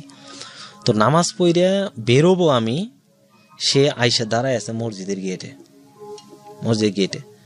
আয়সা বলতেছে, তোমার সাথে আমার কথা আছে, তুমি আমার সাথে একটু আমাদের বাড়িতে আসো। আর আমি দেখতেছি যে এখানে সিনক্রেট করলে মানুষজন একটু খারাপ হয়ে যাবে। তো আমি কিছু না বলে তার সাথে তার বাড়িতে গেছি। বাড়িতে যাওয়ার পরে তো তার বাড়ি থেকে তো আমাকে মাইন্ড করে নাই, সে আমাকে ধরে কাঁদতেছে এবং হাত পা ধরে বলতেছে, আমি ভুল করছি, তুমি আমাকে মাফ করে দাও। এবং দেখলাম যে, এবং তুমি আমাকে কথা দাও, আজকা রাত জাস্ট 9টায় তুমি আমার বাড়ির পিছনে আসবা। না, আমি দেই না। পরে বলতেছি, দেখো আমি তোমাকে বলতেছি আজকাই শেষ, তোমার আর আসতে হবে না। তা আমি বাড়িতে গেছি, মানে এই কথা বলছি, কেন আসতে বলছে আপনি সেটা নিশ্চিত জানি না, হয়তো বেশিক্ষণ সময় নিয়ে কথা বলবে, মাঝখানে যে একটা গ্যাপ গেছে এটা নিয়ে হতে পারে। তো আমি খুব ভীতু ছিলাম ছোট থেকেই, মানে আমি এমন একটা ভীতু ছিলাম, রাতে ভয় পাইতাম, মানে বাহিরে একা বের হইতাম না। তো প্রেম করার পরে এতটাই সাহস হয়েছে যে ভয় ভূত পেত নিয়ে আমার কাছে কিছু না। এবং তাদের বাড়ির পিছনে মির্জা আজমে একটা স্কুল দিছিল, তার দাতা ছিল ওই যে মেয়েকে নিয়ে গেছিল আমার ফ্রেন্ড, তার বাবা নবাব আলী। তো আমি তার বাড়ির পিছনে যাইতে গেলে সেই স্কুল দিয়ে ঘুরে আসতে হবে, মানে একটু মোটামুটি দূর দিয়ে ঘুরে আসতে হবে, এবং পুরা রাস্তা যা আসবো শুধু ধান খেত আর ধান খেত, 1 গলা পর্যন্ত ধান। তো এত রাতে অন্ধকারে যদি আসি, শহরের লোকজন বুঝবে না আসলে রাত 9টা, গ্রামের সন্ধ্যা মানে অনেক রাত। তো আমি তখনকার ধানের ইতিহাসগুলো আমি পরে বলবো, কিন্তু তখন ছিল মানে ধান কাটা ছিল, কিন্তু হালকা হালকা শীত, প্রচন্ড শীত। কিন্তু আমার ভয়, আমি ওখানে যাব না। আমার ভয়, আমি যে তার বাড়ির কাছে যাব না, আমি পিছনে অনেক দূরে, মানে তার বাড়ির পিছনে একটা জঙ্গল আছে, জঙ্গল পিছনে আর 2 ক্ষেত পরে আমি দাঁড়াইছি, হালকা হালকা জ্যোৎস্না, সে আমাকে ওখান থেকে দেখতে পারবে ফলো করলে। আমি যাই ওখানে দাঁড়াই আছি, সে বারবার আসছে গেছে, এইভাবে করতে করতে সে বুঝতে পারছে যে আমি আসছি। সে বদনা নিয়ে ঘর থেকে, ও যে রুমটায় থাকতো, সে আর তার একটা কাজিন থাকতো, কাজিনতে বান্ধবীর মতোই রুমে থাকতো, কারণ কোনো ভাই বাড়িতে নাই। সে বদনা নিয়ে আসতো, আইসে ওই যে তাদের টয়লেটের ওখানে বদনাটা রাইখে সে আইসে পড়তো এইদিকে আমার সাথে দেখা করতে। সে আসছে, আইসে সেরে ওই জায়গায় কথা, সে মানে কথা কি, মানে সব ধরনের, মানে সে আমি যেটা বলবো সেটাই, আমি যত বছর পর বিয়ে করব সেটাই, এবং কোনো মানে দ্বিমত নাই, আমি যেভাবে চালাবো সেভাবে চলবে। ওকে, তার যে কিছু কিছু ছিল যে ওই জায়গায় দাঁড়াই থাকতে হইব, প্রতিদিন দেখা করতে হইব, এগুলা আমি বলছি এটা। আচ্ছা, তো ঠিক আছে, সেই শর্তে রাজি হইলাম। এবং ওই দিন রাতে যে আমার জন্য এত কিছু গিফট কিনছে এটা আমি জানি না। 2টা পোলো শার্ট, তারপরে তার ভাই ওই যে থেকে তার লেগে কসমেটিকের যা কিছু, আমি কখনোই সাবান স্নোজ বলেন কোনো কিছুই কিনতাম না, সে মানে ওগুলা অনেক কিছুই দিত। তারপরে টাকা, এগুলা সব আমার জন্য করে রাখছে। তা আমি নেবো না, ওই যে আবার আগের মতো শুরু করছে, তো বাধ্য হয়েছে আর কি নিতে। তো আবার শুরু হইলো যে আমি বাড়িতেই থাকি, বাট এই অবস্থায় মানে চলতেছে, কিন্তু আমার বাড়ি থেকে জানে না যে তার সাথে আমার সম্পর্ক আবার চলতেছে। তো এই অবস্থায় চলতে চলতে, তো তার একটা মানে তার যে চাচা আছে, চেয়ারম্যান ছিল তখন, তুরাব চেয়ারম্যান, তার অনেক প্রভাব ছিল। সে দিদার বাসা তাদের সাথে চলাফেরা করতো আমাদের এলাকায়, নেতা। তো তার ওয়াইফ একদিন তার যে রাখাল আছে, রাখাল যাইতেছিল আমাদের ওই যে ছোট্ট একটা বাজার আমতলা মোড় থেকে বাড়িতে, আমার বাবা একটা ব্রিজে বসা, সে চোখের মধ্যে লাইট মারছে আমার বাবা বলছে তুমি চোখে লাইট মার লাগে, তো তুমি চোখে লাইট মারার কিছু নেই, তুমি এমনি দেখো। এক কথায় তর্ক হয়েছে। চেয়ারম্যানের বউ খুব মানে বাজে একটা মহিলা ছিল, এখন সবাই অনুভব মানে সবাই জানে এলাকা। তো সে ওখান থেকে আসছে, আইসে এই বাজারের কাছে আইসে চিল্লাই আমার বাবাকে অনেক ঝাঁতা বলতেছে। এর মধ্যে আমি ওই বাজারের মোড় থেকে আড্ডা দিয়ে যাইতেছি, দেখলাম যে এই অবস্থা। তো চেয়ারম্যান পাশেই, এক সময় চেয়ারম্যানের সাথে আমার বাবা চলাফেরা করতো। আমি বললাম যে আপনি কিছু বলবেন না, সে কিছু বলতেছে না। তা তার ছেলে হইলো আমার ফ্রেন্ড গনি, নাম হলো গনি। তারপরে সে ওই তার ছেলেকে বলতেছে তুই যদি আমার আপন ছেলে হইতি এই কথা বলে যাইতে পারতো, কারণ সে কিছু বলতে পারবে না, কারণ আমাদের মানে গ্রুপটা অনেক শক্তিশালী এবং সে কিছু বইলে পারবে না, কারণ তার বাড়ি, সে মানুষ হয়েছে চরে, এখানে থাকে। তো তার সাথে আমার হঠাৎ করে একটু কথা কাটাকাটি হয়েছে আমার মানে মমতার সাথে। কথা কাটাকাটি হওয়ার পর আমি 3-4 দিন যাই না যাওয়ার কারণে সে খবর দেয়, আমি যাই না। পরে আমি ওই যে আমি বাজার থেকে একদিন আসতেছি, তা আমি গেছি রাজ্জাক, মানে ওই যে রাজ্জাকদের বাড়ি যাইতেছি। রাজ্জাকের বাড়ির কাছাকাছি গেছি, তখন বলতেছে তুই কি চাস, তুই যদি এখন মমতার কাছে না যাস মমতা কিন্তু বিষ খাবে। তা আমি ভাবলাম যে বিষ খাবে, এত বড় কথা। তো দৌড়াই আমি আগে যাই ওই মসজিদে মাগরিবের নামাজ পড়ছি। এর মধ্যে তার এক কাজিন ছোট আর কি, সে এসে দাঁড়াইছে, বলতেছে ভাইয়া আপনাকে ডাকে। কে? মমতা। আমি বললাম যে এখন না বললেও যাবো, কারণ আমি তো ব্যাপারটা বুঝতে পারছি। তা আমি যাই বললাম কি হয়েছে। তার যে ওই যে বড় কাজিন বান্ধবীর মতো, যে সে শুয়ে আছে, কিছু বলে না। কি হয়েছে? বললো যে আপা তো বিষ খাইতে ধরছিল, তার 1 বছরের সিনিয়র আর কি কাজিন, বিষ খাইতে ধরছিল। তো আমি পারাপারি করে করছি, লাস্টে পেঁপে খাইছে, পেঁপের মধ্যে বিষ লাগছিল, জিমাইতেছে। কেন? যে আপনি নাকি তার সাথে মানে সময় দেন না ভাই। আমার ব্যাপারটা তো খুব সিরিয়াস হয়ে গেছে, আমি কি করব। আমি মানে হ্যাঁ সম্পর্ক আছে ঠিক আছে, কিন্তু আমার তো তাকে বিয়ে করা বা এই এত সময় অল্প সময়ের মধ্যে কিছু করার মতো নাই। তো ওই দিন কোনো মতে গেল। আমি বললাম যে সে যে আমাকে শর্ত থেকে তো সইরা আসছে, কিছু করেন, এখন যদি আমার গার্ডিয়ান জানে তো সমস্যা, কি করি আমি কিছু বুঝতেছি না। তারপরে জাস্ট আরো মাসখানি গেল, মাসখানি যাওয়ার পরে সে কি করলো, ওই সম্পর্ক আবার ওইভাবে খারাপ, মানে তার মতো চাহিদা হচ্ছে তাকে সময় দিতে হবে, আপনি সময় দিতে পারছেন, এটা আসলে সম্ভব না। পরে সে কি করছে, একদিন সন্ধ্যায় আমি ভাত খাইতেছি, রাতের এই সাধারণত গ্রামে সাধারণত 7:30-8টার মধ্যে খাওয়া হয়।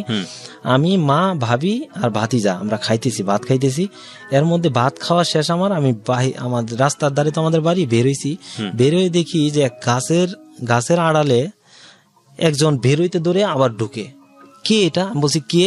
আমার মা জানে যে আমি ভীতু, কিন্তু তার ছেলে যে সাহস না ভেঙে গেছে এটা তো আমার মা জানে না। আমার মা এই তুই কি ভয় পেয়েছ? আমি বলছি না মা ভয় পাইনি।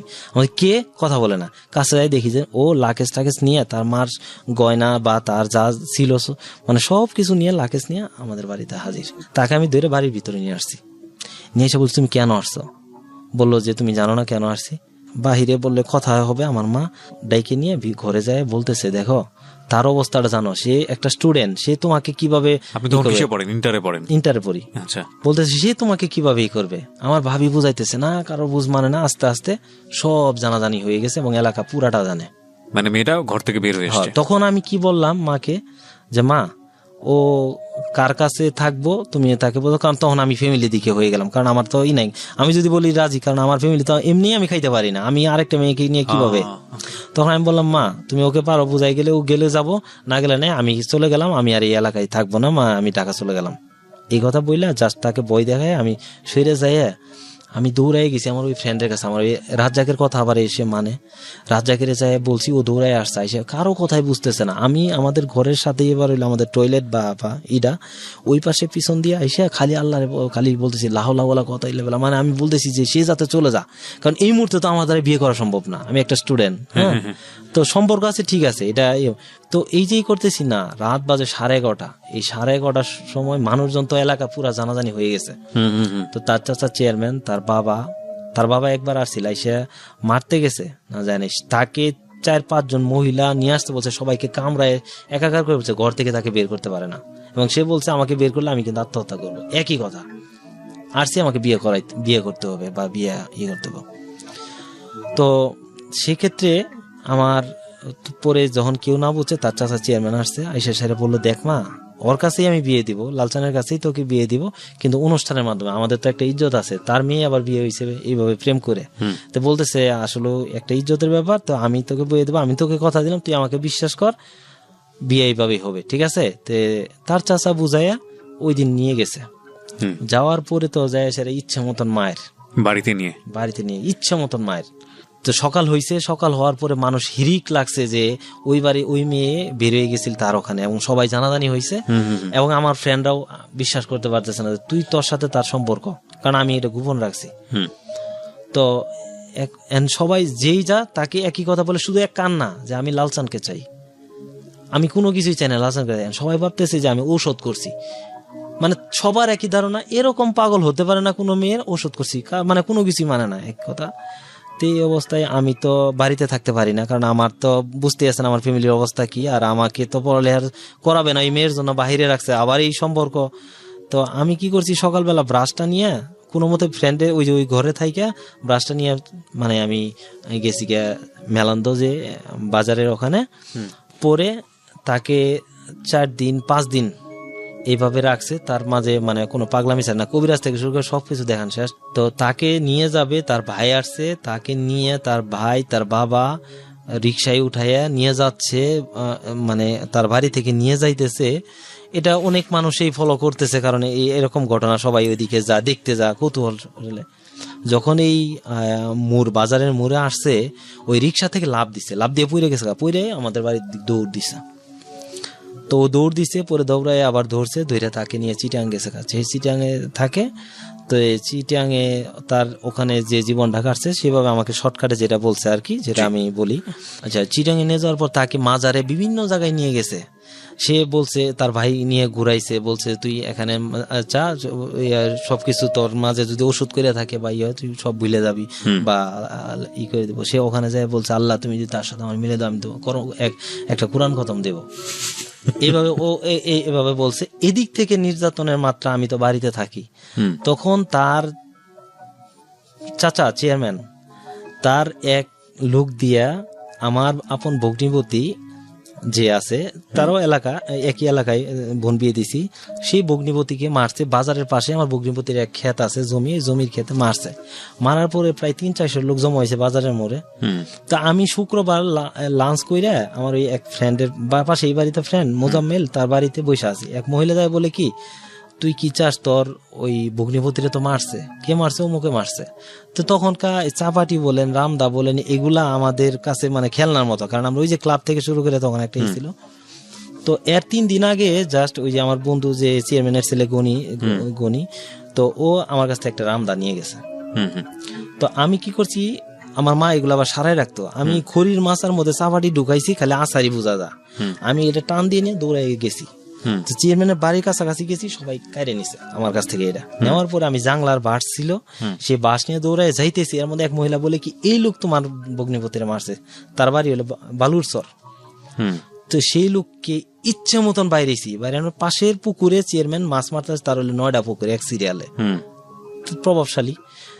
বাঁশ দিয়ে বাইরে যাবে, পাকা ধানে আমি বাঁশ ভাঙ্গে গেছে, সে এই পাকা ধান থেকে মানে কোনো মতে কাঁচার বাইরে উঠছে, আমি অমনি মারছি বাড়িতে। সে দৌড় দিয়েছি, আমি বাড়িতে গেছে। বাড়িতে যাওয়ার পরে সে ভাবছে ওখানে গেলে মারতে পারবো না, আমি ওখানেই দৌড়ে যাই, ওখানেই মারতেছি, তার বাইরেতেছি। এদিক থেকে যে 300-400 মানুষ হয়েছে, ওই এটা হলো সেকেন্ড মারামারি। আরো মানুষ সবাই দেখতেছে, কিছু বলতেছে না, আর চেয়ারম্যান খুব প্রভাবশালী, অনেক কিছু বলতেছে না। এর মধ্যে জনগণের বাইরে দিতেছি, চেয়ারম্যানের বউ কি করছে, ভিতর থেকে একটা দা নিছে, এই যে তরকারি কাটা দা, এটা নিয়ে গ্রিল খুলে আসতে ধরছে, মানে ও আমার মারবো। আমি কি করছি, গ্রিলের মধ্যে বাঁশ দিয়ে দিছি বাড়ি। সে কি করছে, মানে হয়তো কোনোভাবেই ঠাস করে পড়ে গেছে ইয়ের মধ্যে, তার ফ্লোরের মধ্যে পড়ে যাওয়ার পরে এর মধ্যেই আমার চেয়ারম্যানের নিচ থেকে খালি বলতেছে, এ লালচান থাম থাম, অনেক করছস থাম। সে তো পুকুরে মাছ মারতেছে মাঝিদের সাথে, জেলেদের সাথে, হ্যাঁ, তার তো ব্যবসা ছিল, বিশাল ব্যবসা। এর মধ্যে আমার এক জেঠিমা, সে আমাকে থাবর দিয়া ওখান থেকে নিয়ে আসলো। কারণ আমার একটা স্বভাব ছিল কি, আমি মারামারি অনেক করতাম, কিন্তু অন্যায়ভাবে কাউকে মারতাম না। তো আমি কখনো মরে গেলেও আমি দৌড়াই পালাইতাম না, এই স্বভাবটা আমার ছিল না। তো আমার জেঠিমা যখন থাপড় দিয়ে দিকে নিয়ে আসা পড়ছে, তখন সেই চেয়ারম্যান বলতেছে আমাকে, আমার মরা বাবার কসম খাই বলতেছি, তোকে আমি জেলের ভাত খাওয়াই সারবো। আমি বলছি তুই যা করার করিস, আমি প্রস্তুত আছি। তা আমি বাড়িতে গেছি। আমাদের তো ঘর এমনি নাই, একটা ঘর বাড়ি থাকে আর একটা একচালা ঘর। তো আমি বাড়িতে আছি, সবাই বলতেছে চেয়ারম্যান, কিন্তু তার একটা বাহিনী ছিল, স্টিল বাহিনী। তার একটা মানে ইয়ের নাম, মানে সংগঠনের নাম হলো স্টিল বাহিনী। এই স্টিল বাহিনীর সদস্য ছিল প্রায় 30-40 জন। এগুলো নিয়ে সে আমার বাড়িতে বাড়ি ভাঙতে যাবে। এবং ওই রামদাটা তার ছেলে যায় না, কিন্তু তার ছেলের কাছ থেকে রামদা নিয়ে, রামদা হইলে চেয়ারম্যানের গাড়ে প্রায় 30-40 জন লোক আসতেছে আমার বাড়ি ভাঙবে। তো আমি তখন কি করলাম, যে সবাই বলতেছে তুই পালা, তোরা মাইরে ফেলাবো, চেয়ারম্যান আইসো। তাদের বাড়ি থেকে আমাদের বাড়ি ম্যাক্সিমাম 2000 মিটার হবে আর কি, 2000 বা 2500 মিটার হবে, এরকম হবে আর কি। তো যখন সে মাঝামাঝি রাস্তায় আসছে, আমাকে কেউ আসতে দেয় না। আমি কি করছি, তো দৌড় দিয়ে আইসে ওই যে আমার কাছে এক রামদা ছিল, তার কাছে দিয়ে দিছি, একটা ধার দিছি, ওই রামদা নিয়ে আমি দৌড়াই আসছি। আমার কাছে আমি বলছি যারা আমাকে ছাড়াইতে আসতেছে, আমার যে আসবে তাকে মারবো। এন্ড আমার সবাই ভাবতেছি এই ছেলেটা আজকে মেরে ফেলবো ওরা। তো আমি দৌড়াই কাছাকাছি গেছি, তার দূরত্ব আমার দূরত্ব 100 থেকে 200 গজ হবে এরকম। আমি দৌড়াই গেছি, আমি একা, তারা কিন্তু সবাই। আমি বলছি আমি একটা হইলো মাইরে ফেলবো, আমার কাছে আসলে একটা হলো মাইরে ফেলবো। হ্যাঁ, তো বুঝছে যে ব্যাপারটা, আর ও খুব ব্রেনিয়ান ছিল চেয়ারম্যান, ঠিক আছে। সে বলছে সবাই চলো ব্যাক করছে, সাথে সাথে থানায় ফোন দিছে।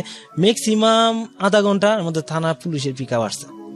আসার পরে আমার চাচা, আপন চাচারে বলছে যে মজিবর, তুমি আমার চাচা নাম মজিবর, তুমি যদি সাক্ষী না দাও তোমার আমি আসামি দিব। আমার আপন চাচা আমার বিরুদ্ধে 1 নাম্বার সাক্ষী দিছে, দিতে বাধ্য। তো এই যে আমার নামে মামলা হইলো, আমি তো এলাকা ছাড়া। তখন আমি জীবনে 3 নাম্বার মামলা। 3 নাম্বার মামলা। তখন একটা মামলা দেয় নাই তারা, একসাথে তারা 3টা মামলা দিছে। আচ্ছা, 3টা মামলা দিছে। তো তখন তো আমার জীবনে প্রথম আমি এককভাবে মামলা, এর আগের মামলাগুলো যৌথভাবে বা কেউ সাথে ছিল শেয়ার করতে পারছি, কিন্তু এককভাবে শুধু মামলা আমাকে একা দেয় নাই। দ্বিতীয় দিছে আমার ভগ্নিপতিকে, তৃতীয় আমার ভাইকে, চতুর্থ আমার বাবা। সেটা হচ্ছে যে আমার ফ্যামিলি সবাইকে। এবং আপনার মমতা, মানে দুজনের প্রেমের কারণে আজকে এই মামলাটা খেলেন আপনি। আচ্ছা, এবং এটা জড়িয়ে গেলেন এভাবে। জি। তারপরে এই মামলা দেওয়ার পরে আমাদের ফ্যামিলি সবার নামে মামলা, তো কেউ তো থাকতে পারে না। তখন বাবার একটা ফার্নিচারের দোকান ছিল, বাজারে কাঠের ব্যবসা করতো, ওই যে লোক দিয়ে ফার্নিচার করতো। মোটামুটি একটা ভালো অবস্থায় বাবা গেছে আর কি। বাইরেও একটা দোকান নিছে, বাজারে একটা জুয়েলার্সের দোকান নিছে, করতেছে। এর মধ্যে মামলা 3 মাস এই মামলার কারণে দোকান বন্ধ। আপনি কি তখন আপনাকে অ্যারেস্ট করলো নাকি আপনি পালা গেলেন? আমি তো পালাই গেলাম। আমার মামলা হওয়া মাত্র আমি চলে যাইতাম, আমাকে রাখতো না, তারা কাছে থাকতো, থানায় থাকতো, কিন্তু আমাকে থানার বাইরে রাখতো। জামালপুর জেলায় থাকতাম, বিভিন্ন জায়গায় থাকতাম, তো আত্মীয়র বাড়ি বাড়ি থাকতাম। কিন্তু আমার পড়ালেখা একটা ইয়ারও আমার লজ্জায় নাই। এর মধ্যে মানে সবার ব্যবসা বন্ধ, টাকা পয়সা তো যাচ্ছে। তো বলছে যে আমরা উকিল ধরছি প্রায় 7 জন, তারা বলছে 1 নম্বর আসামি আটকা পড়বো, প্রিপারেশন নিয়ে আসতে বললেন, কারণ 1 নম্বর আসামিকে এটা চালানোর কোনো ওয়ে নাই। তো আমার ভাই তখন এক উকিলের মাধ্যমে এক ম্যাজিস্ট্রেটকে তখন প্রায় 25,000 টাকা দিয়ে দিছে, বলছে জামিন হতেও পারে না হতে পারে, উকিল এইভাবে বলছে, তবে আমি চেষ্টা করব। তো ফাইনালি আমার জামিন হয়েছে। তখন আমার জামিন হয়েছে। জামিন হওয়ার পরে আমি বাড়িতে গেছি। এদিক থেকে যে আমি পলায় আছি 3 মাস এদিক থেকে পুলিশে খুঁজে, এদিক থেকে তার যে বাহিনীর লোক আছে খুঁজে, এমন কোন আত্মীয় বাড়ি নাই, আমার বাড়ি ঘরে তো যায় ভাঙচুর করে, তারা নাই যে তারা খুঁজে না। তো এই অবস্থায় পরে 3 মাস পরে যখন জামিন হয়েছি, জামিন হওয়ার পর আসছি, আমার কাছে মনে হয়েছে আমি এমন শক্তি অর্জন করে আসছি, এমন সাহস অর্জন করে আসছি, 2-4টা চেয়ারম্যান আমার সামনে কিছু না। আমার কাছে তখন এরকম মনে হয়েছে।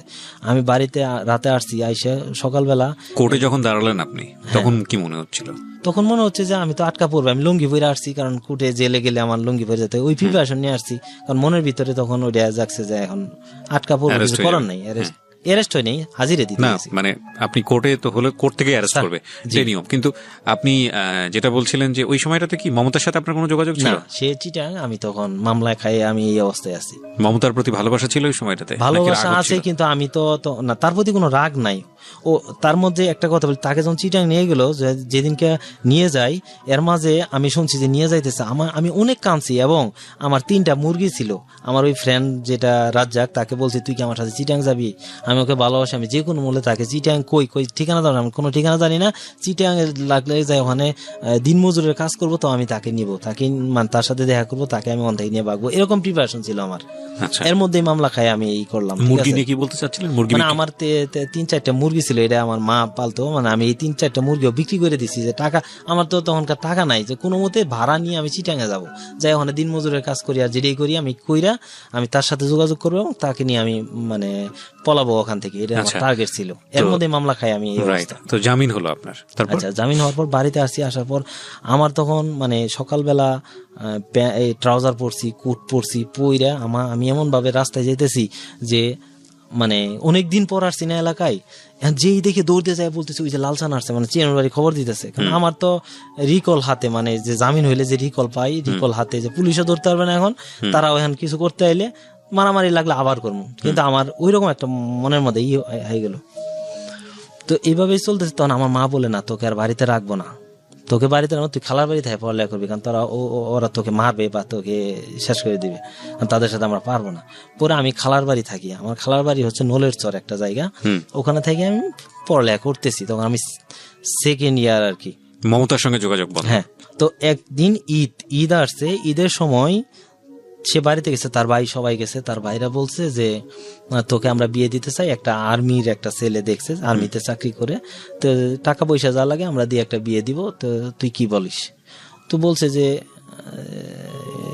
আমি পড়ালেখা করবো, ওই পড়ালেখা যদি তোর করার ইচ্ছা থাকে ওই ছেলের ওখানে যাই পড়বি। বলতেছে না আমি পড়ালেখা করবো। বললো দেখ যদি 3-4 লাখ টাকা খরচ কইরেও বিয়ে দিতে হয় বা তাকে দিয়ে দিতে হয় তাও আমরা দেবো। পরে বলছে 3-4 লাখ টাকা দিতে হলে তাহলে লালচানকে দাও। জেন বলছে লালচানকে দাও, মানে আমাকে দাও। তাদের মাথা তো গরম হয়েছে, যে মেয়ে বলছে সব ভুলে গেছে, আসছে এখন আবার তার ভূত মানে দিচ্ছে তাকে মায়ের দেওয়ার পরে সে রাতে এই মেয়েরা বিষের বোতল কই পায় আমি জানি না, আসছে আমার বাড়িতে আইসা আমার ভাইকে বলছে দেখেন আপনি যদি আপনাদের নামে তো মামলা আরো আছেই, আপনি যদি এখান থেকে আমাকে বের করে দেন আমি বিষ খাবো এবং এর জন্য দায়ী আপনি। আপনার বড় ভাইকে? আমার বড় ভাইকে। বড় ভাই তো আপনাকে খুব ভালোবাসতো? খুব ভালোবাসতো। আমার বড় ভাই না থাকলে তো আমার সবকিছুই আমার বড় ভাই। তো ভাইকে এটা বলছে, এখন ভাই অনেক বুঝছে যে এখন মামলা হাতে 3টা, মামলা কিন্তু শেষ হয় না, জাস্ট জামিন হয়েছে, মামলা কিন্তু আছে। এখন যদি আবার এই মেয়ে একটা অ্যাক্সিডেন্ট করে তাহলে তো আমাদের অবস্থা ভালো না। তো তখন কি করলো ভাই, করে রাতের বেলা গেছে আমাকে নিয়ে আসতে। তা আমি তো জানি যে 6 মাস এই মেয়ের সাথে আমার কোনো যোগাযোগ নাই, এটা প্রশ্নই আসে না হবে। তো ভাই আমাকে যায় রাত 3টার সময় যখন আমাকে তুলছে, তখন আমার খালা শুনে কাঁদতেছে, ভাই বলতেছে মার অসুখ, খালা কাঁদতেছে, আমি বলছে মার অসুখ, কোনো সমস্যা নাই। পরে আমি অনুমান করছি বা বুঝছি যে ভাইয়ের সাথে যে লোক গেছে সেই একটু ইঙ্গিত দিচ্ছে যে মেয়ে এসে উঠছে। তা আমি বিশ্বাস করিনি। এরপরে যখন বলছে ভাবলাম পলাই, আবার ভাবলাম যদি পালাই আমার ভাই ভাববে আমাকে বিপদে ফেলে আমার ভাই পলাইলো। আমি কিন্তু 2 ডিসিশন নিয়ে করতেছি। তারপরে এখন আমি যদি এই অবস্থায় করি, ওই বিয়ে বউ থাক না থাক বিয়ে যদি করি তাহলে তো আমাকে পবিত্র হইতে হবে। তো পবিত্র হইতে গেলে আমি যদি কোনো টিউবওয়েল চাপি বা গোসল করি, এগুলো তো আমার বাবা মা বা সবাই তো আরো রাইগে আছে, হ্যাঁ ছেলের তাহলে ইচ্ছা আছে বিয়ে করার জন্য। তা আমার পাশের বাড়ি একটা, ওই যে আমার ক্লোজ ফ্রেন্ড একটা আছে মোজাম্মেল, পাশের বাড়ি, ওরে যাই বললাম কি করা যায়।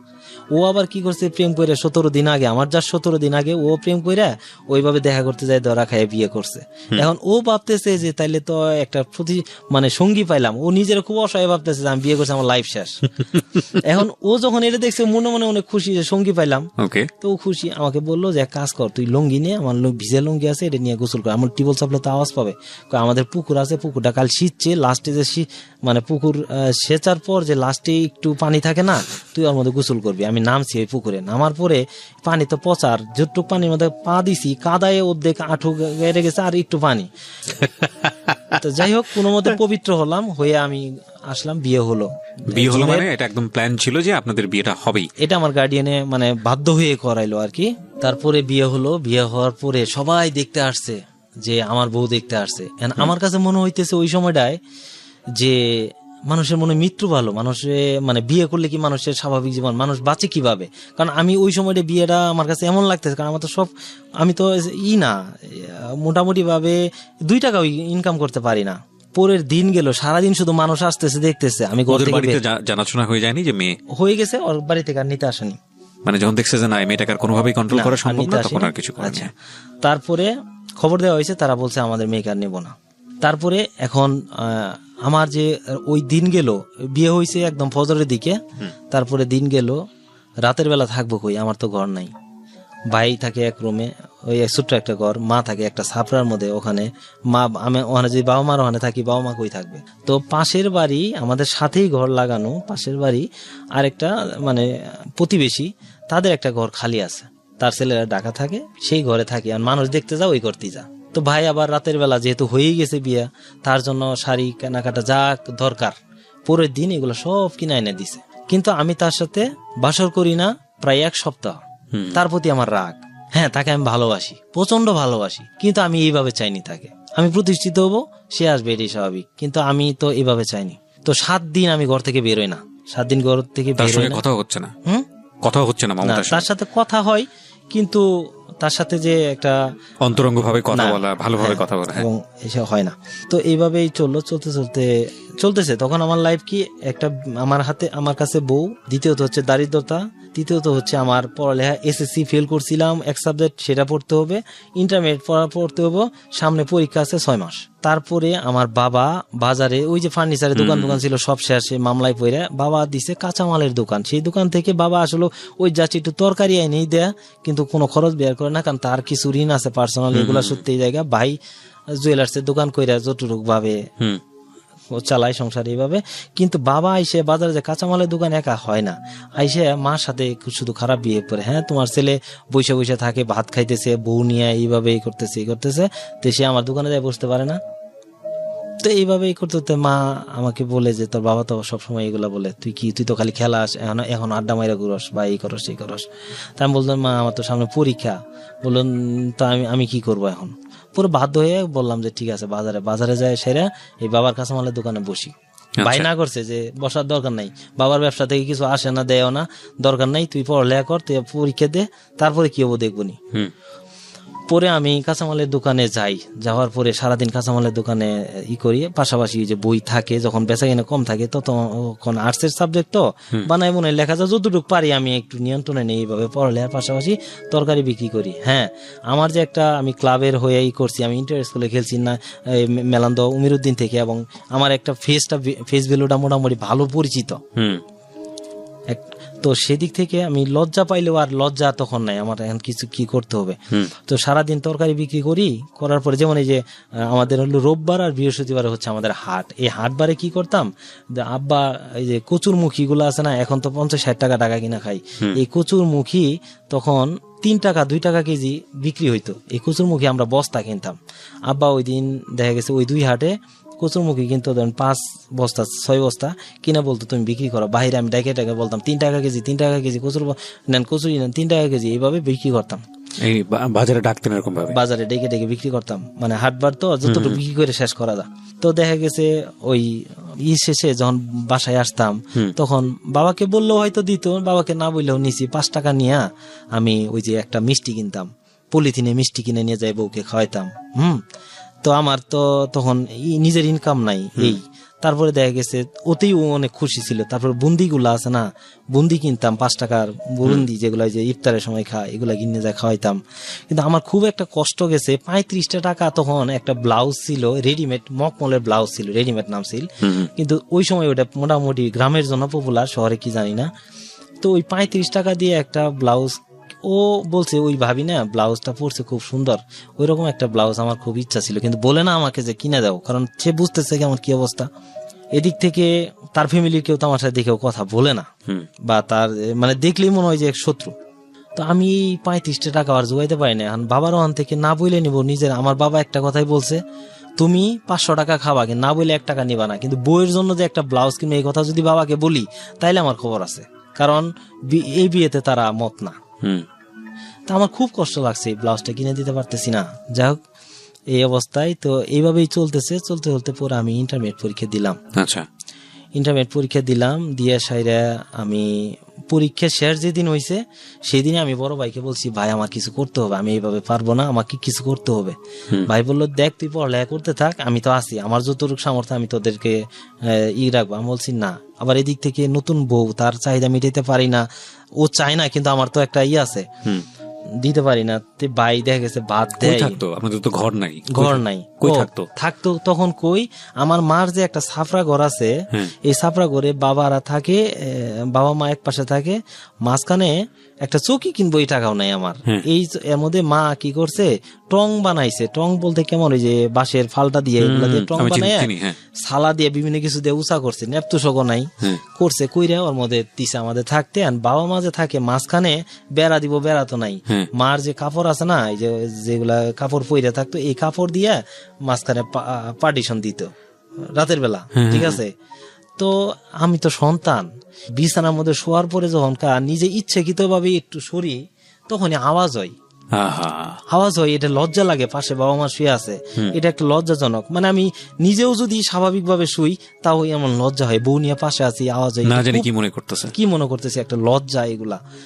তো এইভাবে আসলে হয় না। দেখা গেছে আমার ভাবির ওখানে খায়, তখন ভাবি যখন ধরেন তার পেটে যা লাগবে, একটা মেয়ে যখন জামাই যদি রোজগার করে, তাহলে কিন্তু স্বাধীনভাবে অনেক কিছু করতে পারে। ভাবি যা দেয় তাই খা, খিদে পেটে থাকলেও দেখা গেছে খাবার দিছে, যা খাবার দিয়ে ভাত উপরে রেখে দিছে। এখন ও পেটে ক্ষুধা লাগলেও ও আনতে নিয়ে খাইতে পারে না, ও আমাকে বলেও না, আমি বুঝি, অনুভব করি। তো ভাবলাম আমার কিছু করতে, কখনো কমপ্লেইন করতো না এগুলো নিয়ে? কমপ্লেইন করতো না।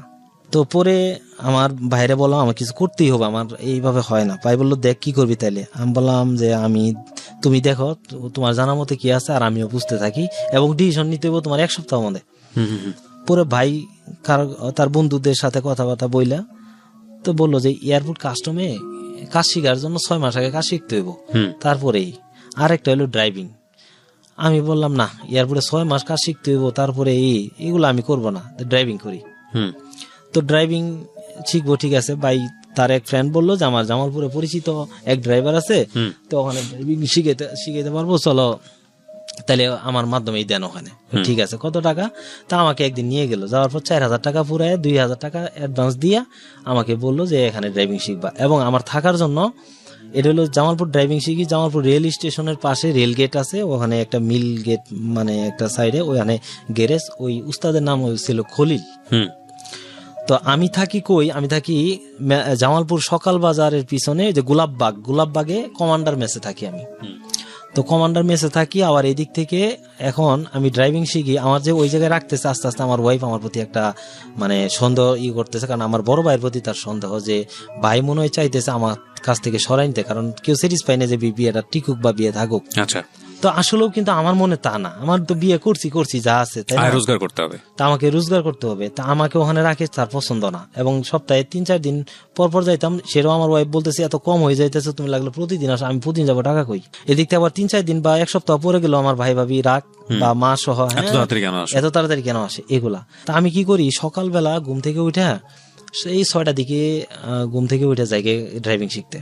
ড্রাইভিং শিখার পর আবার একটা গ্যারেজ ঠিক করে দিয়ে আসতে ওখানে। ওই গ্যারেজে বিসমিল্লাহ গ্যারেজ, জামালপুর রেল গেটের পাশে একটা বিসমিল্লাহ গ্যারেজ আছে। বলছে যে এই ছেলেটা কাজ শিখবে, ওরা নিতে চান্স দিতে চায় না, বলছে যে কোনো টাকা পয়সা দিতে হবে না, একটু কাজ শিখবে। আমার ঠিক আছে। তা আমি ওখানে ভালোভাবে কাজ শিখে যাচ্ছি। আমার যা পড়ালেখা করতে হবে বা রেজাল্ট আসবে কি হবে, আমি এগুলা চিন্তা নাই। তা আমি গ্যারেজে গাড়ির নিচে শুয়ে এলে কাজ দেখেছি, যেহেতু এটাই করতে হবে, এটা মন দিয়েই করবো। আমি ড্রাইভিং এ শিখতেছি, আর ভিতরে কি আছে এটা আমার জানতে হবে। তো গাড়ির নিচে শুয়ে এইভাবে কাজ করে ওই যে ড্রাইভিং সকালে শিখে এই পর্যন্ত কাজ করি লাঞ্চ আওয়ার পর্যন্ত। এখান থেকে সকাল বাজার পর্যন্ত আমার হাইটে যাইতে মিনিমাম 40 মিনিট থেকে 1 ঘন্টা লাগে। আচ্ছা। টাকা নাই তো এইভাবে যে যাবো আমি। আমি ভিতর দিয়া হাইটে যাই, এইভাবে যাই। সের আবার বিকেল বেলা টিউশনি করাই। তো এইভাবেই চলতে তো আমি যে ড্রাইভিং করি, আমার সাথে যে 4-5 জন শিখে, তো তাদের মধ্যে আমি ভালো। তো আমি ভালো দেখে আমাকে গাড়ি কম দেয়। তা আমি ভাবছি হয়তো ভালো দেখে কম দেয়। তা আমার পিছনে যারা আছে তাদেরও ব্যাক গিয়ার দেওয়া শিখা উস্তাদে, কিন্তু আমাকে দেওয়ায় না। তো এই জিনিসগুলো আমার খুব খারাপ লাগলো। তো আমি আবার এই প্রাইভেট পড়ায় একটা ফতুয়া নাম ছিল, হ্যাঁ, ওই একটা সিনেমা নাম ছিল, নায়ক রিয়াজে পড়ছিল, ওই ফতুয়াটা আমি কিনছি, মানে ওই জাতীয় ফতুয়া 60 টাকা দেয়া। এই ফতুয়া কিনে বাড়িতে গেছি। এখন আমার ওয়াইফের সন্দেহ যে ওখানে কি আবার নতুন কোনো মেয়ের পড়লো, তার মাঝে এত মানে ওই বয়সী মেয়েদের যা হয় আর কি। আমার মা, আমার ভাবি আর ভাই বলে তোমার ছেলে ওখানে ফুর্তি করে ঘুরতেছে, মাকে বলে শুধু এগুলা। তা আমি বাড়ি যাওয়ার পর সব অভিযোগ আমার নামে। আমি তো কান্নাকাটি কইরা আইসা বললাম জামালপুরে। পরে আমি এটা জানাই আসছি যে টাকা না দিলে কিন্তু আমাকে ভালোভাবে ড্রাইভিং শিখাইতেছে না। পরে টাকা দিয়েছে 2000 টাকা বাদ বাকি, তো উস্তাদকে দিয়েছে আমাকে ড্রাইভিং, ব্যাগ গিয়ার আমাকেও শিখায় না, আমার তখনও শিখায় না। আমি বললাম আমার অপরাধটা কি ভাই, আমাকে তাড়াতাড়ি শিখিয়ে দেন, আমার তো ইয়ে করতে হবে, আপনি আমার পরে আসছে তাদের ব্যাগ গিয়ার দেওয়া শিখেন, আমাকে একটু পিছনে যে ব্যাগ গিয়ার দিয়ে যাই আমার এদিকে শিখেন, আমি সামনে মোটামুটি ভালোই চালাইতে পারি, না শিখায় না। এক পর্যায়ে এরকম আরো 1 সপ্তাহ গেল, আমার খুব রাগ, এমনি তো আমার একটু মানে রাগ ছিল। তো তাকে আমি অনেকভাবে বুঝাইতে বুঝাইতে ড্রাইভিং করে গাড়ি গ্যারেজ করে স্টেশনের ওই মিলগেট থেকে সে আসতেছে, কথা বলতে বলতে আসতেছে। আমি বলছি যে আপনি যদি না শিখেন আমাকে, তাহলে আমার টাকাটা ফেরত দিবেন। হ্যাঁ, সে বলে টাকাও দিব না, মানে এলাকার একটা প্রভাব, সে দাবর দিতেছে আমি মেলান্দ থেকে আসছি। পরে রেল লাইন পর্যন্ত যাওয়ার পরে আমি তাকে বললাম যে এনে দাঁড়া, আমি এবার বলছি এনে দাঁড়া, কি চাই তুই কি বলস? আমি বলছি এনে দাঁড়া, তুই যদি আমার টাকা না দেস এই লাইন পার হইতে পারবি না, তাহলে তোর আমি এখানে মাইরে ফেলবো। পরে বলে কি তোর এত বড় সাহস, আমার বাড়ি জামালপুর আর তোর বাড়ি মেলান্দ, তুই এরকম বলার ইচ্ছা মতন মায়ের, এত মায়ের মারছি, মানে আমার মনের মধ্যে আগে থেকেই তো একটা সাহস সঞ্চার এগুলো ছিল। মাইরে ওখানে রক্ত বেরোচ্ছে, পাশে ট্রাফিক পুলিশই আমাকে ধরে না। তো এর মধ্যে একটা সিএনজি আসছে, সিএনজি ডাকতেছে, আমার পলানো অভ্যাস নাই, মানুষজন জমা হয়ে যাইতেছে। পরে দেখলাম যে না অবস্থা তো খুব খারাপ। পরে আমি একটা সিএনজিতে উঠে গেছি, সকাল বাজার যায়, সেটা আমি যার ওখানে খাইতাম তার নাম হলো পিচ্চি শামীম। তো পিচি শামীম সকাল বাজারে মাছ বিক্রি করতো, সে একটা ত্রাস ছিল। তারে বলছি মামা এই অবস্থা আমার ড্রাইভিং শেখা, ওরা মাইরাইছি।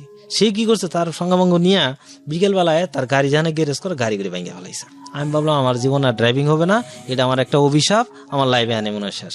এই বাড়িতে নিউজ গেছে, এখন আমি বাড়িতে গেছি, বাড়িতে তো আর দেখতে পারে না, খুব স্বাভাবিক, দেখতে মানে একের পর এক ঝামেলা।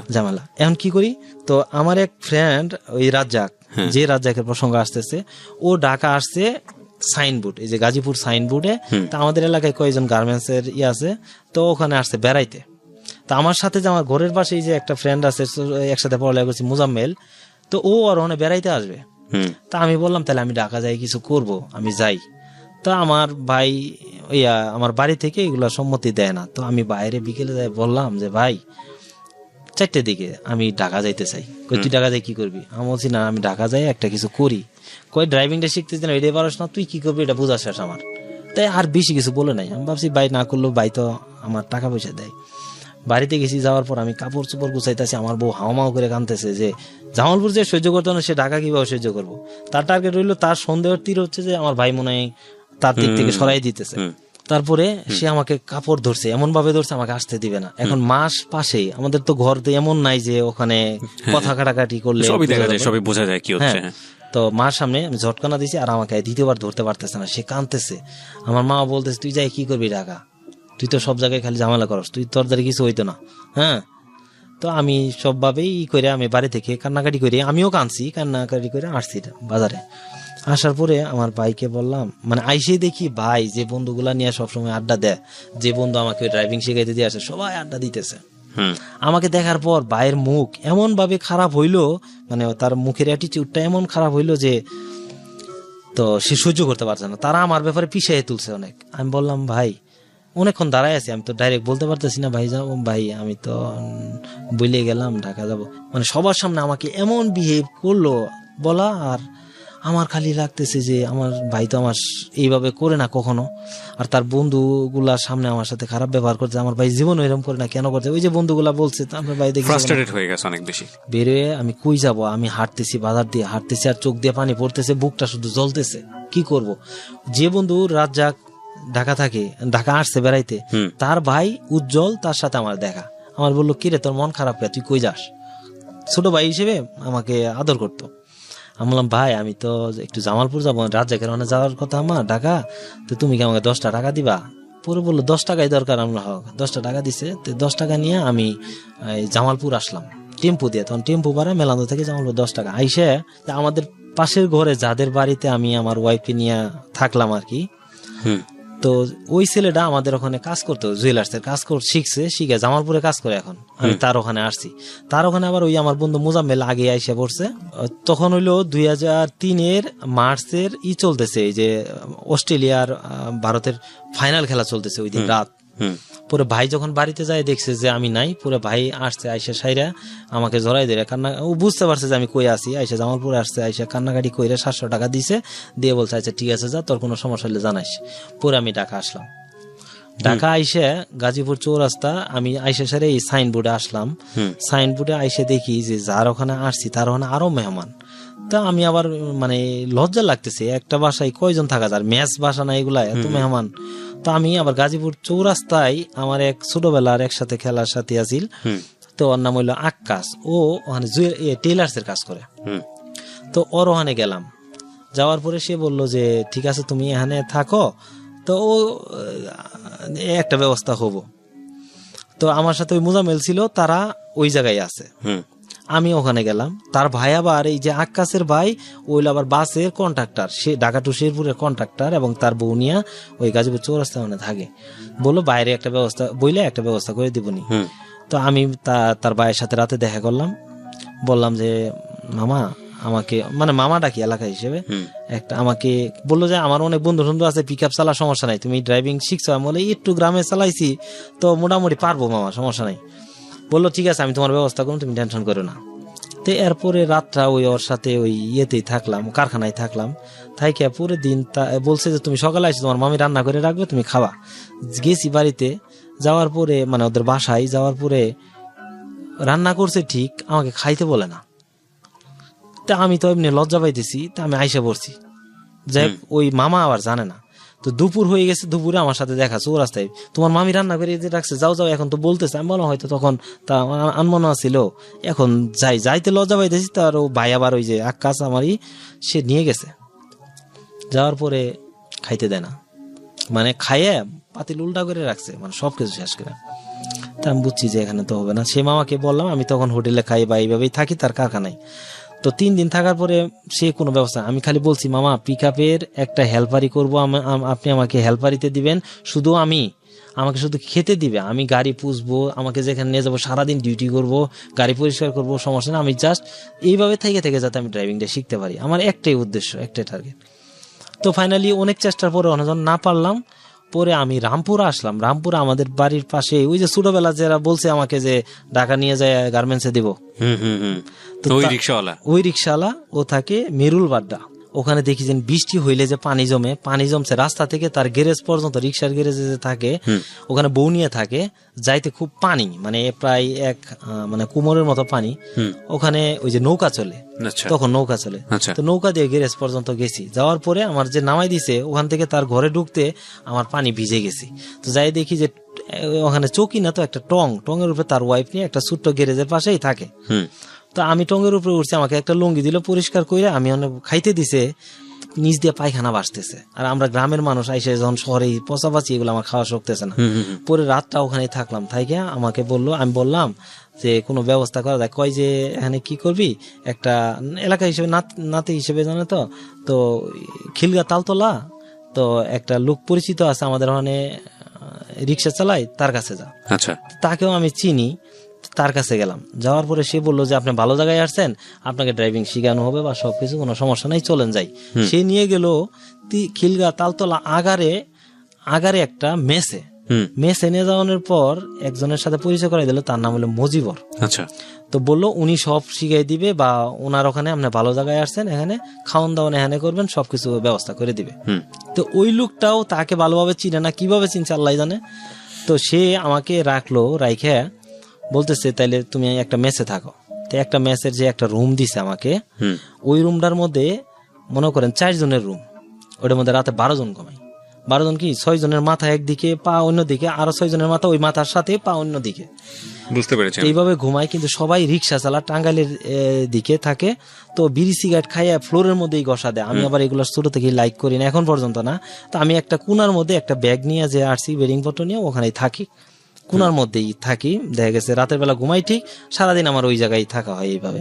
তো এখন আমার খাইতে দিছে যে ওই যে মেসের যে যার কাছে দিছে, তার ওয়াইফ কি করে, সে আবার রান্না বান্না করে মেসে লোক খাওয়া, এবং তার শরীরে কি পরিমাণ ঘাম, এগুলা ঘামাসি, এগুলাই মনে করেন যে মনে হয় যে 2-1 জগ পানি তার ঘামাসি হবে, এগুলো খাইতে মানে ঘৃণা লাগে। যাই হোক এইভাবে চলতেছে। সে বললো তোমার কি আছে, ভাই আছে, তাহলে তুমি এক কাজ করো, টাকা পয়সা নিয়ে আসো। তুমি বাইরে বললাম মোটামুটি, কারণ আমি তো ঢাকা শহরের ভাব বুঝি না তখন। তো ভাবলাম যে তুমি টাকা পয়সা নিয়ে আসো, এমন একটা অবস্থা, তো হয়তো টাকা দিলে ড্রাইভিং শিখা যাবো। তো ভাই বললো যে আমি সামনে হালকাতা করবো, কইরে টাকা নিয়ে আসবো। 1 সপ্তাহ পর হালকাতা করছে, হয়তো হয়তো 10-11 হাজার টাকা নিয়ে আসছে। আচ্ছা আইসে তাকে 5,000 টাকা ড্রাইভিং এর জন্য দিল নতুন করে, আচ্ছা এবং বললো যে তুমি যে ট্যাক্সি ক্যাব চালাবা, তখন হলো ট্যাক্সি ক্যাব চালাবো, ট্যাক্সি ক্যাব চালাইলে একটা ইউনিফর্ম বানাইতেও 500 টাকা দাও দিছে, খাওয়ার জন্য থাকার জন্য 3,000 টাকা দিছে। দেওয়ার পরে বাইক চলে গেছে, যাওয়ার আগে আমার হাতে 500 টাকা দিয়েছে, সব তো দিয়েই গেলাম। তো সে কি 3,000 টাকা 5,000 টাকার নিচে ড্রাইভিং এর কোনো নাম নাই। সে যে খাইতেছে, শুধু খাইতে দিতেছে, থাকার ভাড়া যেটা এটা দিতেছে, আর সব টাকা তার হাতে, এবং সব ওই যে ইউনিফর্মের টাকা সহ আত্মসাৎ। এবং সে হলো একটা জুয়ারি, সে জুয়া খেলে বাসার ম্যানেজার। হ্যাঁ, থাকতে এই যখন সব টাকা আমার মোটামুটি বুঝতে পারছি যে সে আমাকে আর মানে আমাকে অ্যাভয়েড করে চলতেছে এবং সে চান্স দিচ্ছে না, তা বুঝছি যে আর কোনো হয় না। তো ওই জায়গায় ওই এলাকারই মানে টাঙ্গাইল বাড়ি, ছোট থেকে ওখানে মানুষ হয়েছে, তো দেখতে টুকার মতোই লাগে। তো সে আমাকে বললো যে আমার সবকিছু বুঝে, সে বলতেছে তুমি একটা ছাত্র মানুষ, আচ্ছা ওই টাঙ্গাইলের ড্রাইভারদের যায় যারা ট্যাক্সি ক্যাব চালায়, তাদের যায় হাত পা ধরে, ভাই ছেলেটার একটু ড্রাইভিং শিখাস, একটু গাড়ি দিস। তো ওরা বলে যে আচ্ছা ঠিক আছে দিমনি। তো বলে উস্তাদদের তো খুশি করতে হইব, তাহলে উস্তাদে কিছু খাওয়াই, নাস্তা করা। তো নাস্তা করাতে তখনকার রুটি খাওয়াই, নান রুটি খাই, আর চুপ খা। আমি বললাম চুপ কি? চুপ তো আমি জীবনে শুনিনি, আমি তো গ্রামের ছেলে, চুপ সম্বন্ধে জানা নাই, চুপ সম্বন্ধে জানা। তো তখনকার ওই আমার টাকা দিয়ে এগুলা খাই, এবং বলে যে রাতে তুমি হাজিপাড়া পেট্রোল পাম্পে দাঁড়ায় থাকবা। তা হাজিপাড়া পেট্রোল পাম্পে থাকবা, আচ্ছা ঠিক আছে। কয়টার সময়? 12টার সময়। 12টা থেকে 3টা-4টা বাজে জায়গা। আমার কাছে মনে হয় যে কালো ট্যাক্সি ক্যাব যেটাই আসে, আমি মনে করি এটাই ম্যান আসতেছে, কেউ আসে না। 2-3 জন করে বলা থাকে যে কেউ আসলে একটু গাড়ি দিবে, আমি একটু হাতটা ক্লিয়ার করবো, এই দেয় না, কেউ দেয় না। এইভাবে গেল আরো 15 দিন। তারপরে দেখতেছি যে এখন তো আর বড় ভাইয়ের কাছে টাকা চাইতে পারবো না। এই যুদ্ধের সময় কি হয়েছে, ওই যে চেয়ারম্যান আর চেয়ারম্যানের ওয়াইফ বুঝাইয়া আমার ওয়াইফকে নিয়ে চলে গেছে, মানে আমার বাড়ি থেকে ভাগাই নিয়ে গেছে, যাতে করে আপনার সঙ্গে না থাকে, এবং বুঝাইছে যে এই ছেলে আর আসবে না বা এই অবস্থা, যার জন্য আমি যুদ্ধ করতেছি। নিয়ে গেছে, নিয়ে যায় তারা, মানে সারায় রাখছে, এবং তারা মামলা করবে এরকম একটা প্ল্যান করতেছে আমাদের বিরুদ্ধে। তারপর আমার তো কষ্ট আরো বাইরে গেছে। কি করব, যার জন্য ঢাকা আসলাম সেই নাই, তাহলে আমি মানে কার জন্য আসলাম, কি কারণে আসলাম ঢাকা? তো এই অবস্থায় এই চলতে চলতে তখন দেখলাম যে আমি তো বাড়িতে আর টাকা চাইতে পারবো না, আমার তো কিছু করতে হবে।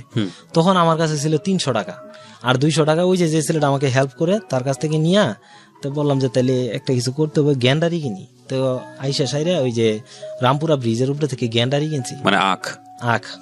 এই গ্যান্ডারি কিনে নিয়ে যায় সাইরে বিক্রি করি, ওই 3 টাকা 2 টাকা করে, এই যে ছোট ছোট পিস করে বিক্রি করি। এইভাবে কয়দিন বিক্রি করলাম, বিক্রি করছি, কিন্তু ওই টাকা আমার কাছে মানে তৃপ্তি আসে না। অল্প টাকা, কিন্তু পরিশ্রমের যে একটা টাকা বা এরকম। আচ্ছা ঠিক আছে, এইভাবে করতে হতে বলতেছি কি, ড্রাইভার যারা তো সব চিনে, আমি তো কিছু চিনি না, তাহলে কেরা চিনে? রিক্সা ড্রাইভাররা সব চিনে, তাহলে রিক্সা চালাইলে হবে। তখন ভাবলাম টাকাও দরকার, রিক্সা রাস্তাঘাটও চিনা দরকার, আমার তো একটা ওয়ে বের করতে হবে। তখন দেখলাম একটা ছেলে, ওই ইন্টারমিডিয়েট পাস, টাঙ্গাইল বাড়ি, তার নাম হইলো জাকির, সে রিক্সা চালা। ভাবলাম সে চালাইতে পারলে আমি পারবো না। তা আমি যাই এসে ওই যে আমার মেসে যারা থাকে তাদের বললাম, একটা রিক্সা নিয়ে দিল। তো রিক্সা নিয়ে আমি প্রথম একটা ভাড়া নিয়ে গেলাম 10 টাকা খিলগা বাজারে। আচ্ছা, খিলগা বাজারে যখন আমি ভাড়াটা নিয়ে গেছি, তা আমি তো জীবনেও রিক্সা, গ্রামেও তো রিক্সা এমনি চালায়ও দেখিনি কেমন। তা আমি নিয়ে যাওয়ার পরে একটা ভদ্রলোক, উনি মানে গলির রুট তো ঢুকছি, ওনার পায়ের মধ্যে আমার সামনের চাকাটা একটু লাগছিল, ব্যথা পায় নাই, বাট একটু ময়লা পড়ছে। সেই কারণে উনি আমার একটা গাড়ি যদি আটকায়, পিছনে প্রায় মানে সিরিয়ালে সব গাড়ি আটকা পড়বে, এরকম গলি রাস্তা তো ও আমার কলারটা ধইরে আমাকে মিনিমাম 30 থেকে 40টা থাবর দিল। থাবর মানে এমন মারতেছে, মনে হইতেছে আমার মানে তার সাধ্য মতো সে আমাকে মারতেছে। প্রথম দিনই এরকম, প্রথম ভাড়া নিয়ে গেছি, আমাকে 40টার মতো থাবর দিল, 30-40টা থাবর দেওয়ার পর সব মানুষ চাই দেখতে, কেউ কিছু বলতেছে না, হয়তো এলাকার বড় ধরনের কিছু ছিল। তা আমি খালি মনের ভাবতেছি আমার অপরাধ থেকে এত বড়ই ছিল, এতটি থাবর দিল। যাই হোক, থাবর দেওয়ার পরে আমি রিক্সাটা নিয়ে ভাড়া মারলাম, এবং সারাদিন ভাড়া মারছি। আমার হাতে একটু ঠোসা পড়া, রিক্সার হ্যান্ডেল ধরলে যা হয় আর কি। তো আমার গায়ে জ্বর, প্রচন্ড জ্বর নিয়ে আমি চালাইতেছি, এবং আমি শুধু আমার বুক ফাইটে শুধু কান্না আসতেছে, আর চোখ দিয়ে পানি পড়তেছে, আর বুকটা শুধু জ্বলতেছে। আমি কি করব, যে এটা যদি আমার এলাকায় হইতো বা হইতো, আমি তো এটা মাইরে ফেলাইতাম, মানে আমার এরকম একটা জেদ। আর আমার তো সাহস অত্যাধিক, কিন্তু ঢাকা শহরে আনতে আমার কিছু করার নাই। পরে সারাদিন পর আমার প্রথম ইনকাম 80 টাকা। এই 80 টাকা ইনকাম, আমি টাকাটা ধুইরা গ্যারেজে সবকিছু দিয়ে যখন 80 টাকা দিচ্ছি, আমার সব থাবরের কথা আমি ভুলে গেছি। আমার কাছে এত ভালো লাগতেছে, আমার জীবনের মানে পরিশ্রম করে প্রথম ইনকাম এরকম, ঠিক আছে, খুব ভালো লাগতেছে আমার। অ্যাকচুয়ালি আপনার টিউশনি বাদ দিলে এটাই আপনার পরিশ্রম করে প্রথম টাকা। এবং ঢাকা শহরে হ্যাঁ, মানে বাবার বিজনেস টিজনেস এগুলো যদি বাদ দেন নিজের সামর্থ্যে। হ্যাঁ, তারপরে এইভাবে আমি রিক্সা প্রথম দিন চালাইলাম, দ্বিতীয় দিন আমি আর রিক্সা নিয়ে বেরোতে পারি না, কারণ আমার গায়ে প্রচন্ড জ্বর, এত থাবর দিছে আমার গায়ে প্রচন্ড জ্বর। তো আমি যখন রিক্সা নিয়ে বেরোতে পারতেছি না, ওই আমার লাগে রিক্সাটা রাইখে দিছে গ্যারেজের লোক। ও 10টার দিকে এসে বলতেছে, আপনি রিক্সা যদি না নিয়ে যান আমার টাকা দিতে হবে কিন্তু। হ্যাঁ, দৈনিক ভাড়া যেটা থাকে। হ্যাঁ, পরে আমি বললাম যে ঠিক আছে তাহলে আপনি রাখেন, আমি দুপুরের দিকে বেরোবো। তা আমি দুপুরের দিকে বেরোইছি, রিক্সাটা নিয়ে খিলগা তালতলা মার্কেটে গেছি। তালতলা যে মার্কেটটা, তো তালতলা বাজার মার্কেটে যাওয়ার পরে এক রিক্সাওয়ালার এক প্রাইভেট কারের পিছনে যে বাম্পারটা আছে, ওই বাম্পারটা আমার পিছনের চাকার বামের যে এক্সেলটা আছে একটু বের হয়ে থাকে, ওইটা যায় একটু লাগছে, একটু দাগ হইছে। দাগ হওয়ার পরে আমাকে সহ রিক্সা সহ আটকায় রাখছে 7টা পর্যন্ত। তো আমাকে ড্রাইভার বলতেছে যে চেহারা দেখে ভালো মনে করছে যে এটা তো আসলে রিক্সা চালানোর মতো এই ছেলের চেহারা না, তুমি কি করো? আমি বলছি যে আমি তো আসলে পড়ালেখা করি, ঢাকা আসছি ড্রাইভিং করার জন্য, তো আমি তো ড্রাইভিং করতে পারতেছি না, তো আমার দ্বিতীয় দিন আজকে রিক্সা চালাইতেছি, আমার ভাই ভুল হয়ে গেছে, যাই হয়েছে না ভাই, আমার বললে লাভ নাই, এটা আমার ম্যাডামকে বলতে হবে, ম্যাডামের অফিস হইলে ওই জায়গায়, আর ম্যাডাম না আসলেও আমাকে ছাড়বে না, আমার সাথে খারাপ ব্যবহার করতে না, বলতেছে আপনাকেও অন্তত ম্যাডামের সাথে গাড়িতে গাড়ির যে মালিককে, সেই জন্য। পরে আস্তে আস্তে সবকিছু জিগিয়ে পরে আমাকে একটা কার্ড দিল, কার্ড দিয়ে বললো তুমি আমার সাথে যোগাযোগ করো। এই কার্ডটা নিয়ে গেলাম, ঠিক আছে, আমি ওই দিন ভাড়া মারলাম এবং 100 টাকা সে আমাকে দিয়ে গেছে যাওয়ার সময়, 100 টাকাও দিছে। তো আমি ওই দিন তো আমি জমা দিতে পারতাম না হলে জমা দিয়ে, বা এর আগেও কিছু মারছিলাম, এর পরেও মারলাম, মাইরা ওই দিনকে পাইলাম 90 টাকায়, আরো 10 টাকা বেশি। তো এইভাবে আমি 2 দিন চালাইলাম রিক্সা। এই খবরটা আবার এই যে তখন তো প্রায় 7 টাকা না 10 টাকা মিনিট ফোন কল, তো আমার ভাইয়ের তখনই মোবাইল আছে, আমার বাইকে ফোন দিয়ে ওই ছেলেটা জানাইছে আপনার ভাই কিন্তু রিক্সা চালাইতেছে, যে ছেলেটা আমাকে হেল্প করে। তো আমার ভাই তো টাকা পয়সা ধার দেনা করে ঢাকা আসছে, আইসা সাইরে জড়াই দেবে কান্না যে তুই ভাই রিক্সা চালাবি আর আমি এইভাবেই। তো পরে ভাই বললো তোর ড্রাইভিং করতে যা লাগবো আমি আসি, যত টাকা লাগে আমি দেখবো, তুই কিভাবে কি পাইলে কি হয় তুই দেখ। তো পরে যারা গাড়ি চালা তাদের বললাম ভাই যে কোনো মূল্যে আমাকে একটু গাড়ি নিয়ে দেন। আমি বাসায় যাই থাকি, তো ওই ফ্লোরের মধ্যে এক কোনায় সব লোকের মধ্যে কার্ডটা হারাই ফেলছি, ওই ম্যাডামের কার্ডটা। আচ্ছা, তারপরে ওই ড্রাইভারের মাধ্যমেই গেছি, যায় সাইরা ওই শিহাব ট্যাক্সি ক্যাব ছিল ব্ল্যাক কালারের, তখন খিলগা তালতলা। তো ওই শিহাব ট্যাক্সি ক্যাবের একটা কোম্পানি, তো শিহাব ট্যাক্সি ক্যাব, ওই জায়গায় যায় হারে ম্যানেজারকে 500 টাকা ঘুষ দিয়া ট্যাক্সি ক্যাব নিলাম, দিল 600 টাকা জমা, তেলের গাড়ি তখন। তো আমি তখন এমন ড্রাইভার করি যে আমি প্রথম একটা ভাড়া নিয়ে গেছি আপনার এই যে হাজিপাড়া পেট্রোল পাম্পের অপোজিটে, উনি যাবো গাজীপুর। তা আমি ভাড়া নিয়ে যাওয়ার পরে তা আমি তো মানে আমার হাত ওইভাবে সেট হয় না, আমার কি সবকিছু হইলে আমার সাহসের উপর চলতেছে। আমি কিন্তু ঢাকা শহরে চালাইনি একদিনও গাড়ি, এরপরে ওই গ্রামে যে চালাইছি, এরপর কি আমাকে বড় হইতে হবে, আমাকে উঠতে হবে, এবং আমাকে আমার পিছনে তাকানোর কোনো ওয়ে নেই, আমাকে ড্রাইভারি করতে হবে, আর মরি আর বাঁচি, আমার এই চিন্তায় এই সাহস থেকেই গাড়ি নিয়ে গেলাম। আচ্ছা, গাড়ি এইটুক যাইতেই 3-4 বার বন্ধ করে ফেলছি, আমার হাত তো ওইভাবে সেট হয় নাই। তো যাওয়ার পরে যখন যাত্রী নামছে, নামার পরে যাত্রী উঠছে, আমি ওখান থেকে ঘুরানের ভাব দেখেই ওই যাত্রী বলতেছে আমি মাপ চাই, আমি তোমার গাড়িতে যাব না, তুমি আমাকে নামাই দাও। 50 টাকা দিয়ে আমাকে বিদায় করে দিল, কারণ বুঝতে পারছে নতুন ড্রাইভার আর পুরান ড্রাইভারের মধ্যেই। পরে আমার গাড়িতে আর ওই দেখা গেছে যা যাত্রী উঠে, আমি খালি কি করি, যেখানে যাইতে চাই এখানে জায়গা যাই এইভাবে গাড়ি চালাই। তো চালাইতে দেখা গেছে হাত ক্লিয়ার করি, এবং প্রত্যেক দিন জমা বড় ভাই টাকা দেয়, খালি জমা ভরে দেয়, তেলে যা মারি খালি তেল পুরি, যা মারি খালি তেল কিনা তেল ভরি। এইভাবে করতে করতে আমার হাত মানে এই যে পায়ের মধ্যে ফ্লাস আর এক্সেলেটার চাপতে আমি স্যান্ডেল পাও দিয়ে চালাইতে পারি না। আমি কেমন ড্রাইভার, মানে স্যান্ডেল পাও দিয়ে মাপ বুঝি না, এরকম ক্লাস ব্রেক করতে করতে। কি চালাতেন আপনি? ট্যাক্সি ক্যাব, ব্ল্যাক কালার, কালো ট্যাক্সি ক্যাব। আপনার লাইসেন্স ছিল না তখন? 2 নাম্বার একটা লাইসেন্স 500 টাকা দিয়ে করে নিছিলাম। আচ্ছা, যা সত্য তাই বলতে এসেছেন আজকে এখানে। হ্যাঁ, তো আমি এইভাবে ব্রেক করে এইভাবে করতে আমার পায়ে ঠুসা পড়ে গেছে, আমি স্যান্ডেল পাতে চালাইতে পারি না, আমার মাপ বুঝি না। তো এরকম করে প্রায় 15 দিন একটানা 15 দিন আমার ভাই আমার কাছে থাকলো। 15 দিন আমি ড্রাইভিং মোটামুটি হাত ক্লিয়ার হয়ে গেছে। তখন ভাই বিভিন্ন ভাবে অপশন খুঁজতেছে কি করা যায়। তো আমাদের অনেক আগে দোকানে ছিল শামীম নামে এক লোক কাজ করতো, আমাদের দোকানের কর্মচারী। তো সে গাড়ি চালাই তেজগাঁ বেগুনবাড়িতে, ও ট্যাক্সি ক্যাব চালায়। ইন দ্য মিন টাইম আপনার মমতার সঙ্গে কোনো যোগাযোগ না, নাই? তার সাথে আর যোগাযোগ সে বাড়ি চলে গেছে। বাড়ি চলে গেছে। আচ্ছা। তো ও ট্যাক্সি ক্যাব মানে ও ট্যাক্সি ক্যাব চালাইয়া, তো ভাই তার সাথে যোগাযোগ করছে যে তুই যে কোনো মূল্যে আমার ভাইকে একটু ব্যবস্থা করে দে। বললো আমার মালিকের তো 2টা গাড়ি, আচ্ছা দেখি কি করা যায়। সে তার মালিকের সাথে কথা বলছে, বলে আমাকে সে আইসে খুঁজেও গেছে খিলগা তালতলা, আমাকে পায় নাই। সে ওই যে এক দোকানদারকে বলে গেছে যে একটা অ্যাড্রেস দিয়ে গেছে, সে থাকে গ্রিন রোডে, তার সাথে দেখা করতে। তা আমি পরের দিন সকালবেলা, এর মধ্যে ভাই চলে গেছে, আমি এদিকে গাড়ি চালাই আবার রেস্ট নিতেছি মানে ওই দিন রেস্ট নিতেছি। তো পরের দিন সকালবেলা আমি গাড়ি নিয়ে ওই কি বলি গাড়ি ছাড়াই তার সাথে দেখা করতে যাবো, হাইটে যাইতেছি এফডিসি সামান দিয়া। তো এফডিসি আমার দেখা যাইতেছে, ও তো সব চিনে। এর মধ্যে বাবুল নামে ওই যে চেয়ারম্যান যে আমার ছিল, তার শালা বাবুল নামে সম্পাদনার কাজ করতো। আমার বললো যে মামা তুমি কই যাও? আমি বললাম যে আমি তো যাইতেছি গ্রিন রোডে। কই এফডিসি ভিতরে যাবা? খুব লোভ জাগলো, ভিতরে গেলাম। যাওয়ার পরে এই গেট পাশ আনছে একজনের, তো একজনের তো ওই আমার সাথে লোক রেখে তো যাইতে পারি না, ওরা আমি দিলাম। এর মধ্যে এক লোক আমাকে বলে কি শুটিং করবেন, আমাকে এই ছেলে শুটিং করবা, এই ব্যাপারটাই কিনা বলতেছে। আমি বললাম আসছে দিলাম কি শুটিং করবা কিনা এটা বলো। আমি বললাম করবো। চলো ভিতরে নিয়ে গেছে। যাওয়ার পর তখন পাল্টা আক্রমণ, সাকিব খানের একটা সিনেমা পাল্টা আক্রমণ ছবি। যাওয়ার পরে পুলিশের পোশাক দিছে, আমার সাথে আরো 4-5 জন ছিল, পরে আরো 2-3 জন ছিল, মানে 6-7 জন মিলে ছিল। তো পুলিশের পোশাক পরে তাকে ধাওয়া করতে হবে। পাল্টা আক্রমণ ছবির নাম হলে পাল্টা আক্রমণ, তাকে ধাওয়া করতে হবে। ওই যে পায়ের ছবি, পুলিশরা বুট নিয়ে দৌড়া যাইতেছে, আবার একসাথে দৌড়া যাইতেছে, ওই উপরে ছাদে নিচে, এইভাবে অনেক শুটিং হওয়ার পর আমি বললাম যার দেখা করতে, তার সাথে দেখা হইলো না, আমি কি শুটিং এর মধ্যে বইরা আছি। এর মধ্যে 3 জনকে আমাদের রাখছে, আমাকে সহ, যেই ভাল লাগছে যে এই ছেলে তুমি থাকো, রুবেলের সাথে একটা শুটিং আছে, তোমরা 3 জনে থাকো।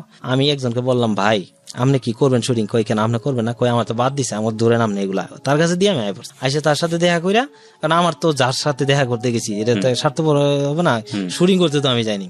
তো আমি আইসা পড়ছি, আইসা পুরো মামার সাথে দেখা করে আমি গ্রিন রোডে আসলাম, তার সাথে কথা বললাম। তো সে তেজগাঁ বেগুন বাড়িতে নিয়ে গেল। তেজগাঁ বেগুন বাড়ি মামুন নামে একজন ভাই ছিল, তার ট্যাক্সি ক্যাব। তো যাই পরিচয় দিল সে আমার উস্তাদ, আমাকে পরিচয় দিল তার আমি উস্তাদ, অথচ আমি তো নতুন। তো ঠিক আছে ভালো। আমাকে আবার বলছে যে পড়ালেখা করে কি বলে ইন্টারমিডিয়েট পরীক্ষা দিছি, তখন রেজাল্ট দিব সময় হয়ে আসছে। তো আমাকে গাড়ি দিল কি, তখন তার 2টা ট্যাক্সি ক্যাব, 2টার মধ্যে একটা ট্যাক্সি ক্যাব হইলো গ্যাসে চলে, তখন গ্যাসের পাম্প নতুন নামছে ঢাকা শহরে, আর একটা তেলের ডামারে দেয় না, আমার গ্যাসের ডাই আমার দিল সিনিয়র ড্রাইভার পাইবে। তা আমি চালাই, আস্তে আস্তে বুঝতে পারছে, কিন্তু তারা আমার অনেস্টি দেখে, এবং আমি যে একটা স্টুডেন্ট মিথ্যা কথা বলি না, ড্রাইভার না মিথ্যা কথা বলে, সবকিছু মিলে তার ভালো লাগছে। এক পর্যায়ে সে আমাকে দিয়েছে প্রাইভেট চাকরি নিল, আইসা বললো 2টা গাড়ি আমার দায়িত্বে। আচ্ছা, 2টা গাড়ি আমার দায়িত্বে, আমি একটা চালাই, আরেকটা যে ড্রাইভার চাল তার সমস্ত কিছু দেখভাল আমি করি। এবং রাতে আমি মেসে থাকি না, তাদের একটা ওই যে একটা ওয়ার্কশপ আছে, এখানে ঘুমাই, কিন্তু ওরা কাজ করে সকালে রাত 12টা। এখন তো মোটামুটি একটা অবস্থায় চলে আসছেন, তখন বাড়ি যাননি, মমতার খোঁজ নেননি? তখন বাড়িতে গেলাম। তো এই অবস্থায় আমি তখন বাড়িতে গেলাম, আমার রেজাল্ট দিব এই কথা শুনে আমি গেলাম। যাওয়ার পরের দিন আমার রেজাল্ট দিল এবং আমি পাশ করলাম। আচ্ছা। ও এর মধ্যেই আবার এসএসসি রেজাল্টটাও দিছে, এসএসসি তেও পাশ করলাম, ইন্টারমিডিয়েটও পাশ করলাম। বাড়িতে গিয়ে তো মমতার খোঁজ করার কথা, কি হলো? না, আমি বাড়িতে গেছি রেজাল্টের জন্য, তো রেজাল্ট তো নিবই, এবং যেটা উদ্দেশ্য সেটা তো দেখবই। তো বাড়িতে যাওয়ার পর যখন মমতাদের বাড়িতে, তখন ওরা আর মামলা করে নাই, তো আমি রেজাল্ট পাইলাম, পাশ করছি, সেও অনেক খুশি। এর আমি তাদের বাড়ির পাশে আবার আমাদের ঘরের পাশে একটা মেয়ের বিয়ে হয়েছে, এই কথা বলে সবকিছু বলে অনেক খুশি। তো সে আমার সাথে দেখা করার জন্য পাগল হয়ে আছে, কিন্তু আমি তার সাথে একটু রাগ করে আছি। কিন্তু সবাই বলে যে এভাবে চলে গেল, তোর বিপদের সময় চলে গেল, তুই কি করবি? আমি বলছি, তো সে আমার সাথে দেখা করার জন্য অস্থির, কিন্তু অনেকে অনেক কথা বলতেছে, এবং আমার গার্ডিয়ান বলতেছে ওই মেয়েকে আর নেবো না। আচ্ছা। তো আমার কথা হইলো যে সে আমার তো ওয়াইফ, তাকে তো আমি ডিভোর্স দেইনি, তো তার সাথে অ্যাটলিস্ট এই প্রশ্নটা আমার করা উচিত, তুমি কেন চলে গেলে? রাইট। তো আমি ভাবতেছি, কিন্তু তার সাথে দেখার কোনো নাই। এর মধ্যে কি হয়েছে, আমার যে পাশে বোন বিয়ে দিছি, এই বোন ভগ্নিপতির সৎ ভাইদের সাথে ঝামেলা, তারা কি নিয়ে সাংসারিক জিনিস নিয়ে ঝামেলা করে। তা আমি আবার আসছি, বোন ভগ্নিপতিরা মারছে দেখতে গেছি।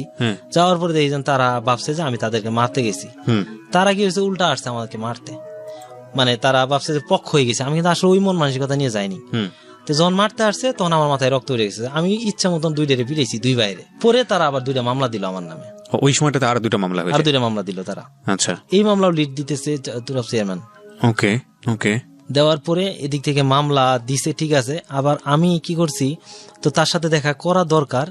আমি ওই সে আমাদের বাড়ির কাছে একটা মিজান ভাই ছিল, আমাদের ফ্রেন্ড সার্কেল, তো তাদের ওখানে সে টিভি দেখতেছে, মানে গেছে এমনি বেড়াইতে, টিভি দেখতেছে। আমি বাজারে যাওয়ার আগে বাজার যাইতেছি, এর মধ্যে সে আমাকে দাঁড় করাইছে, তুমি একটু ঘরে আসো তো। কে এটা? ওই মিজান ভাই। মিজান, আচ্ছা। তো আমি ঘরে গেছি, যাওয়ার পরে বলতেছে যে তুমি একটু আমার, মানে সবাই মিলে টিভি দেখতেছে, তো বলতেছে তুমি ওই ঘরে আসো, ওই ঘরে তোমার সাথে একটু কথা আছে। অ্যাকচুয়ালি এটা হইলো মমতারই আবদার ছিল যে আমাকে যাতে যে কোনো মূল্যে তার কাছে দেয়। আচ্ছা আচ্ছা, তা আমি ঘরে ঢুকার সাথে সাথে সে আমার পা ধরে ধরছে, ধরে বলতেছে আমি ভুল করছি, আমাকে তো মাফ করে দাও, আমি তো তোমার বউ, ভুল মানুষই করে বিভিন্ন কিছু বলে সে কাঁদতেছে। কতদিন পরে দেখা আপনার মমতার সঙ্গে? তখন দেখা প্রায় 3 মাস। আচ্ছা, এরকম। ওকে, তারপর সে এটা বলতেছে। এখন আমি কি করব, তাকে প্রশ্ন করার কোনো ওয়ে আর মানে পাচ্ছি না। এর মধ্যে কি হয়েছে, ওই বাড়িতে খবর গেছে, তার বাড়িতে যে মমতা আমার সাথে কথা বলতেছে, তার বাড়ি তো কাছেই। এক মহিলা এসে বলতেছে, মমতা তুই লালচানের সাথে দেখা করতেছস, তোর বাবা দা নিয়ে আসতেছে, মানে তার গার্ডিয়ানও আমাকে দিবে না, আমার গার্ডিয়ানও নিবে না। আমি তো সাথে সাথে বললো যে তুমি তাড়াতাড়ি যাওয়া। তো আমি বাজারে চলে গেছি। তো ঠিক আছে, যেহেতু সে বলছে তার সাথে আমার দেখা করা দরকার, তো এইভাবে চলে আমি বাজারে যাওয়ার পরে এইভাবে চলতেছে। তো মামলা খাইছি, ওইভাবে মামলাটা পুলিশ ওই আবার খুঁজতে আসে বাড়িতে। তো রাতের বেলা ওর সাথে আমি দেখা করি, রাতের বেলা, কারণ ও তো আমার ওয়াইফ। এটা আমি দিনের বেলা কেন পারি না, দিনের বেলা তো আমার গার্ডিয়ান দিবে না, ওর গার্ডিয়ানও দিবে না, ঠিক আছে। তো এর মধ্যেই আমরা কিভাবে কি করি, ওকে বলি যে তুমি একটা দিনের বেলা দেখা কোনোদিন করলে বলি যে একটা উড়না নিয়ে তুমি একটা রিক্সা নিয়ে আসা পারবা। তো ওই আমাদের সরকারি কলেজ মাঠের ওখানে থাকি, তো উড়না নিয়ে যাওয়ার সাথে সাথে ও ওই উড়না দিয়া রিক্সাটা বাঁধে, হুড বাঁধে। আগের অনেক আগের এইভাবে যাইতো, তো ও বাইদে ওর মাঝখানে ও যা। তা আমি কি করি, কাছাকাছি গিয়ে যাওয়া মাত্র খালি উড়নাটা ওঠা, আমি ভিতরে ঢুকে পড়ি। ভিতরে ঢুকে দুইজনে অন্য থানায়, তখন তো আমার কাছে মোটামুটি টাকা পয়সা যাই যতটুকু পারি একটু করে ইনকাম করি, তো অন্য থানায় বিভিন্ন জায়গায় ঘুরি। আমার 2-3টা রিক্সালা এরকম বাঁধানো ছিল। এইভাবে তার সাথে মুভ করতে করতে গল্প করতাম অনেকে। একদিন একটা মজার ঘটনা হচ্ছে, আমার যে শ্বশুর সে গেছে ইসলামপুর, আমার রিক্সাও গেছে ইসলামপুর। তখন রিক্সাওয়ালা এলাকার হিসেবে তার নানা হয়। তা আমার শ্বশুরে তারা বলতেছে, কিরে এই জামানায় তো এরকম বউ দেখি নেই যে হুড বাইদা যাইতেছে, কোত্থেকে নিয়ে এলি, আমাদের গ্রামের কেউ? আমার শ্বশুর বলতেছে, ঠিক আছে। তো ও তো হত, মানে ও কি বলবো কোনো, আমি বললাম তুমি তাড়াতাড়ি যাও, ও গেছে গা। যাই হোক, তো এইভাবে আবার রাতের বেলা দেখা করতাম কিভাবে, সে তো আমার ওয়াইফ, আমি ওই পিছন দিয়ে আসতাম, আইসা ওই যে ধান খেত ই করে। তো আমরা বসে সময় কাটাইতাম কিভাবে, সারা রাত জ্যোৎস্না দেখতাম, সারা রাত বসে বসে জ্যোৎস্না দেখতেছি, কিভাবে সময় যেতে চাই না। পাশে হইলো আমাদের জাহানালতি মহিলা কলেজ, এখান থেকে ঘন্টার পর যে বেল বাজতেছে, মনে হইতেছে যে 5 মিনিট পর পর বাজতেছে বেল, এরকম 1 ঘন্টা পর যে বেলটা দেয়। তো এরকম ভাবে সময় যাইতেছে। মানে স্ট্রেঞ্জ বলবো না আমি, মানে এদের দুইজনের মধ্যে এখন পর্যন্ত যতটুকু শুনেছি অসাধারণ, মানে এত অভাব, এত ঝামেলা, এ লোকের নামে 5টা মামলা তখন, এবং এত কিছুর মধ্যেও অদ্ভুত শক্তি ছিল, প্রেমের শক্তি, নিঃসন্দেহে অবাক হচ্ছি, মানে এই যুগে এটা খুব বিরল। যাই হোক, বলেন তারপর। পরে আমরা এইভাবে জ্যোৎস্না দেখতাম, আর আবার কি করতাম, দুইজনের দিক চায় কানতাম, জ্যোৎস্নার দিক চায় কানতাম, মানে আমাদের মাঝে বাধা এখন গার্ডিয়ান, মানে এরকম যে কি করা যায়। তো এইভাবে দেখা সাক্ষাৎ করতে করতে একদিন আমরা বসে আছি, একটা ঘটনা বলি, একটা বসে আছি, পাশের বাড়ির লোক, কুয়া আছে না আগের যে কুয়া থাকে, আমাদের পিছনে হলো কুয়া, আমরা জ্যোৎস্না রাত একদম দিব্যি জ্যোৎস্না, আমরা বসে বাজারের নিচে বসে দুইজন গল্প করতেছি। আমাদের জাস্ট 10 গজ পিছনে ওই বৃদ্ধ মহিলা লোক কুয়া থেকে পানি তুলতেছে, আমরা গল্প করতেছি দিব্যি, কোনো হুশ নাই। চাই দিয়েছেন এরা পানি তুলতেছে। পরে আমরা কি করলাম, দৌড় দেওয়া যাবে না, তো বলছি শুয়ে পড়ি চলো। তে দুইজনে এমন ভাবে শুয়েছি যে ওই দিক চাইলে বুঝতে পারবে যে দুইটা মানে কি শুয়ে আছে, ওইভাবে করতে পারবে না, কিন্তু শুয়ে পড়ছি একদম কাছে, তারা আমাদের দেখে নাই। তো এইভাবেই তো চলতেছে। চলতে একদিনের একটা ঘটনা বলি। তো এইভাবে আমি যাই, ও কি করে রাতের বেলা আমার লাগে ভাত রাখে।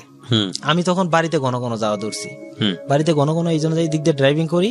ও এর মধ্যে আমার অনার্সের ফর্ম ছাড়ছে, তা আমি পড়ালেখা করবো না, আমার আর চিন্তাও নাই এটা।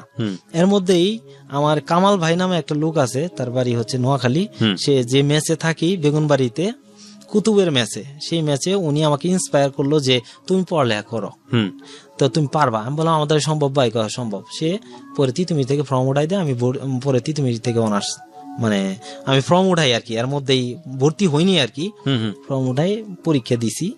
তো এর মধ্যে কি হয়েছে, আমি একদিন রাতে দেখা করতে গেছি, যাওয়ার পরে ও ভাত রাখতো, ও খাইতো না, বললো যে পরে খাবো, ঠিক আছে। ও আর ওর ওই যে কাজিন একই সাথে ঘুম আসতো। আচ্ছা, তা আমার শরীরে খুব খারাপ লাগতেছে। ও বলতেছে কি তুমি এক কাজ করো, তুমি আইসা আমাদের ঘরে শো। আমি বললাম প্রশ্নই আসে না, তোমার গার্ডিয়ান হয়তো তাকেও মাঝে মধ্যে অবিশ্বাস করি যে হেও কি আটকাই দিতে পারে কিনা, ঠিক আছে, ভালোবাসি ঠিক, কিন্তু মানে বিশ্বাসটা আসতেছে না এরকম। আমার কথা হইলো দেখি গার্ডিয়ানের মাধ্যমে যা হয়। পরে কি হয়েছে, আমি রাতে যাই সেরে মশারি, তো ওখানে আমি শুইছি, ওর বান্ধবী পাশে, ও মাঝখানে, আমি এই সাইডে শুয়ে গেঞ্জিটা খুলে শুইছি, শুয়ে তো আমি ঘুমাই গেছি। ওর মা কি করছে, রাতের বেলা যায় বলতেছে মমতা দরজা খুল। আমি নিশ্চিত যে সে জানে আমি এই ঘরে আছি, তা আমি ভয়, এন কই যাব, আমি তো তাদের জামাই, তারা মাইনে নেয় নাই বা নিবে না, ওইটা আলাদা ব্যাপার। আমি কই যাব, আমি দিক বিক না পাই খাটের নিচে ঢুকে পড়ছি। খাটের নিচে ঢুকছি আমি, এখন মানে হাসিও আসে, কষ্টও লাগে। তার মা ঘরে গেছে, যাওয়ার পর হয়তো ওই দিনকে মাংস রান্না, মানে মাংস জাল দিয়ে রাখে না গ্রামে, তখন ফ্রিজ, তাদেরও ফ্রিজ তখন নাই, হ্যাঁ। তো বিড়ালে হয়তো আওয়াজ দিছে, ওর মা ঘর থেকে আসছে। তো এর মধ্যে কি হয়েছে, ওই গেঞ্জিটা যে আমার পইরে গেছে, ও গেঞ্জিটা পাড়া দিয়ে ধরছে। আমি যে গেঞ্জি তো দেখে ফেলবে, আমি নিচ থেকে গেঞ্জিটা ফুটকে টান দিছি, টান দিয়ে তার মা ওই দিনকে বাঁচলাম গেল গা। আমি তো বেরোই দৌড় এসে পড়ছি, তার মা যাওয়া দেরি। আর আমি হচ্ছে যে সম্পর্ক যতই থাক, যাই কিছু হোক, আমার ফ্যামিলি তো দেখলে তো এটা আরো বেশি খারাপ হবে। আমি কোনো কিছুই শুনি নাই, ও বলছে তুমি একটু কথা শুনো না, আমি কথা শুনি এসে পড়ছি। আর কয়েকদিন দেখা করি না, আমি ঢাকা আসছি, ঢাকা এসে অনার্সে ভর্তি হয়েছি। অনার্সে কোথায় ভর্তি হলেন? অনার্সে এই যে আমি তিতুমির থেকে পরীক্ষা দিয়েছিলাম, আমি 2,000 মনে স্টুডেন্ট নিছিল, 8-10,000 পরীক্ষা দিয়েছিলাম। আমি তখন 49তম স্থান ছিল আমার। আমি ভর্তি হয়ে, এদিকে আপনি ড্রাইভিং করছেন, এদিকে আপনি তিতুমিরে পড়াশোনা করছেন। হ্যাঁ, পড়াশোনা করতেছি। ভর্তি হয়ে তখন আবার বাড়িতে গেছি। বাড়িতে যাওয়ার পরে তাকে নিয়ে আমি ঘুরতে গেছি, ওইভাবে হুট বেঁধে রিক্সায় নিয়ে আমি গেছি ইসলামপুর। আমার বড় ভাই বিয়ে করছে ইসলামপুর, তো আমার ভাবি গেছে ওখানে, ভাবিকে নিয়ে আসা খুব জরুরি। ভাবিকে নিয়ে আসতে গেছি, বাড়ি যাই দেখি নেই ভাতিজা ওখানে। তো আমি ভাবিকে নিয়ে আসতে গেছি, ঠিক ভাবি আসবো, কিন্তু আমি যাই থাকবো, নিয়ে আসবো, এটাই তো স্বাভাবিক, একদিন থাকবো অন্যথা নাই। তা আমি যাই একটা অস্থিরতা দেখাইছি, এবং ভাবি ছিল মমতাকে রেখে গেছিলাম ওদের ইসলামপুর যে ধুবারচর একটা এলাকা, সিরাজাবাদ, ওই বাজারে রেখে গেছি। যে তো ওই ভাবি আবার আমার ওয়াইফকে চিনতো, ও দেখছে রিক্সার মধ্যে বসা মমতা। তা আমি ভাবির ওখানে যাই, তাড়াহুড়া করতে যাই, আপনি যাবেন না? আমার কথা হলো না আসলেই ভালো, কিন্তু জাস্ট ফর্মালিটি মেনটেন করতে গেছি। সে বলতো তুমি থাকো, আমি তো তোমার সাথে যাবো। আমি তাকে বলছি না, তাহলে আমি যাই, আপনার আইসেন, আমার কাজ আছে।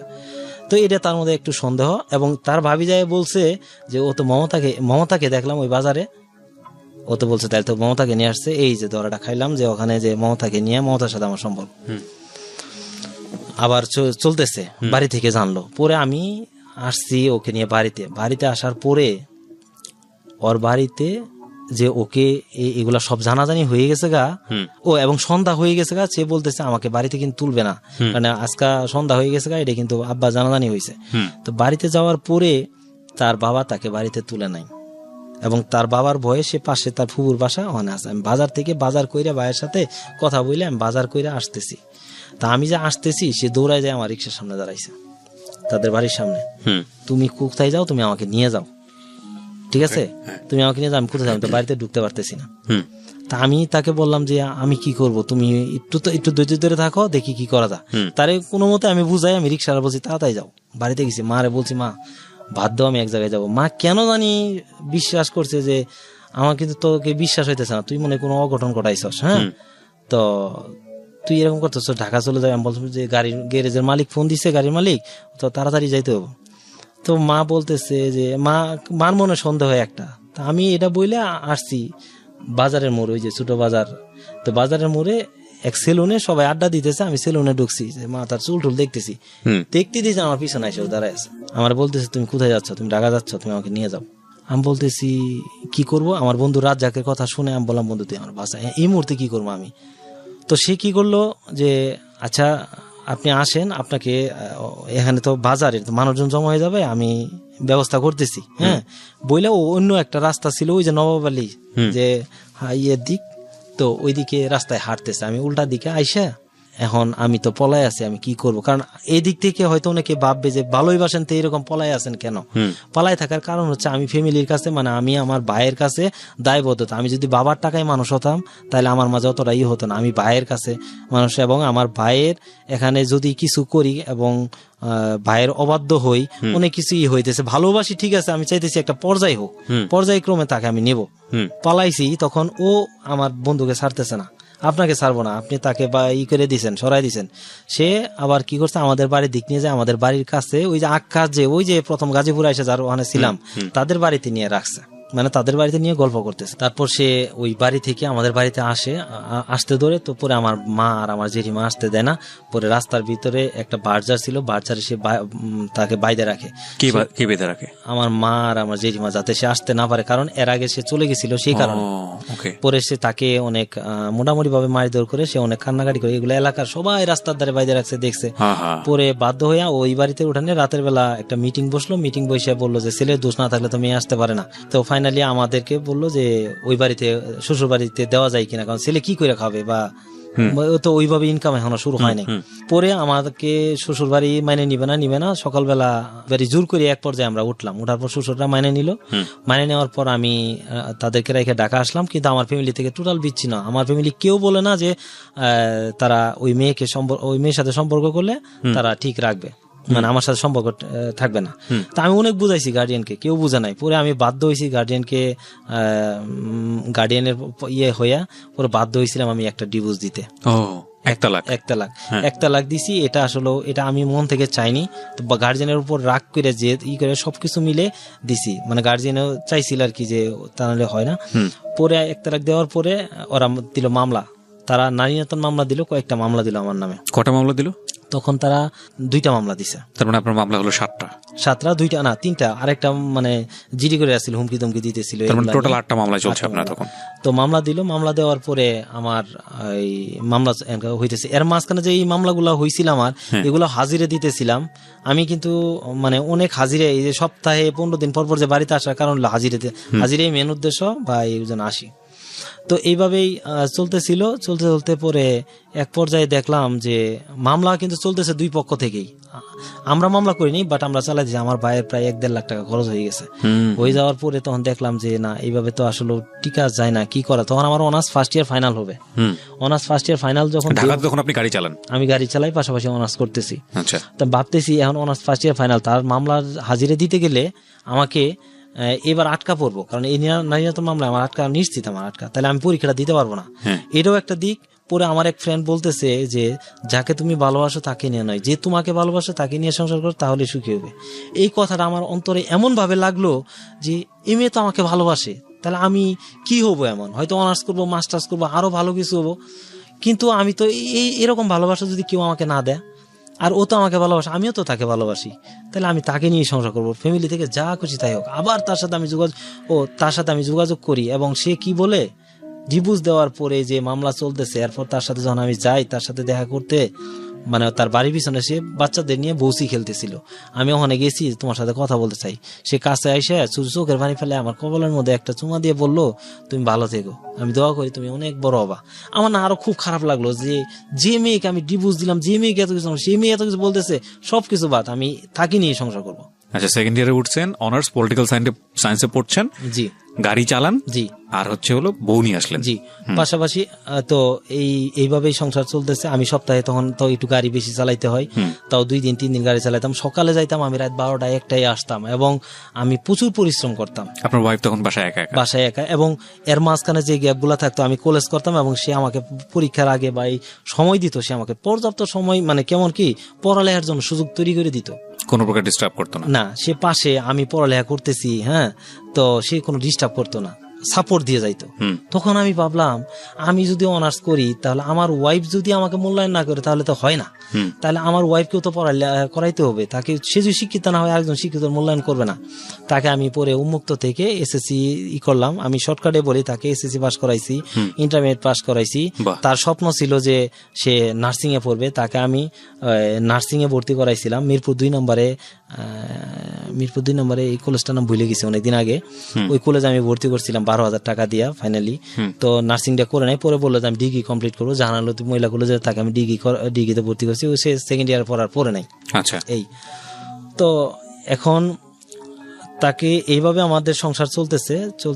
তো ওই যে সজীব রে নিয়ে কিছু ঘটনা করছে, সে মোবাইল নিয়ে, ওই যে সজীব ঢাকা দরকার নাই, তার 3টা মামলা দিছিল যে আমার নামে, মামলা যায়নি না, আচ্ছা দুটার জায়গায় আর দরকার নাই। তারপরে এই অবস্থায় আমার চিন্তা হলো যে আমি কি করব এখন। আমার এখন সম্পদ বলতে কি, যে আমার পড়ালেখাটাই একটা সম্পদ, আর কিছুই না।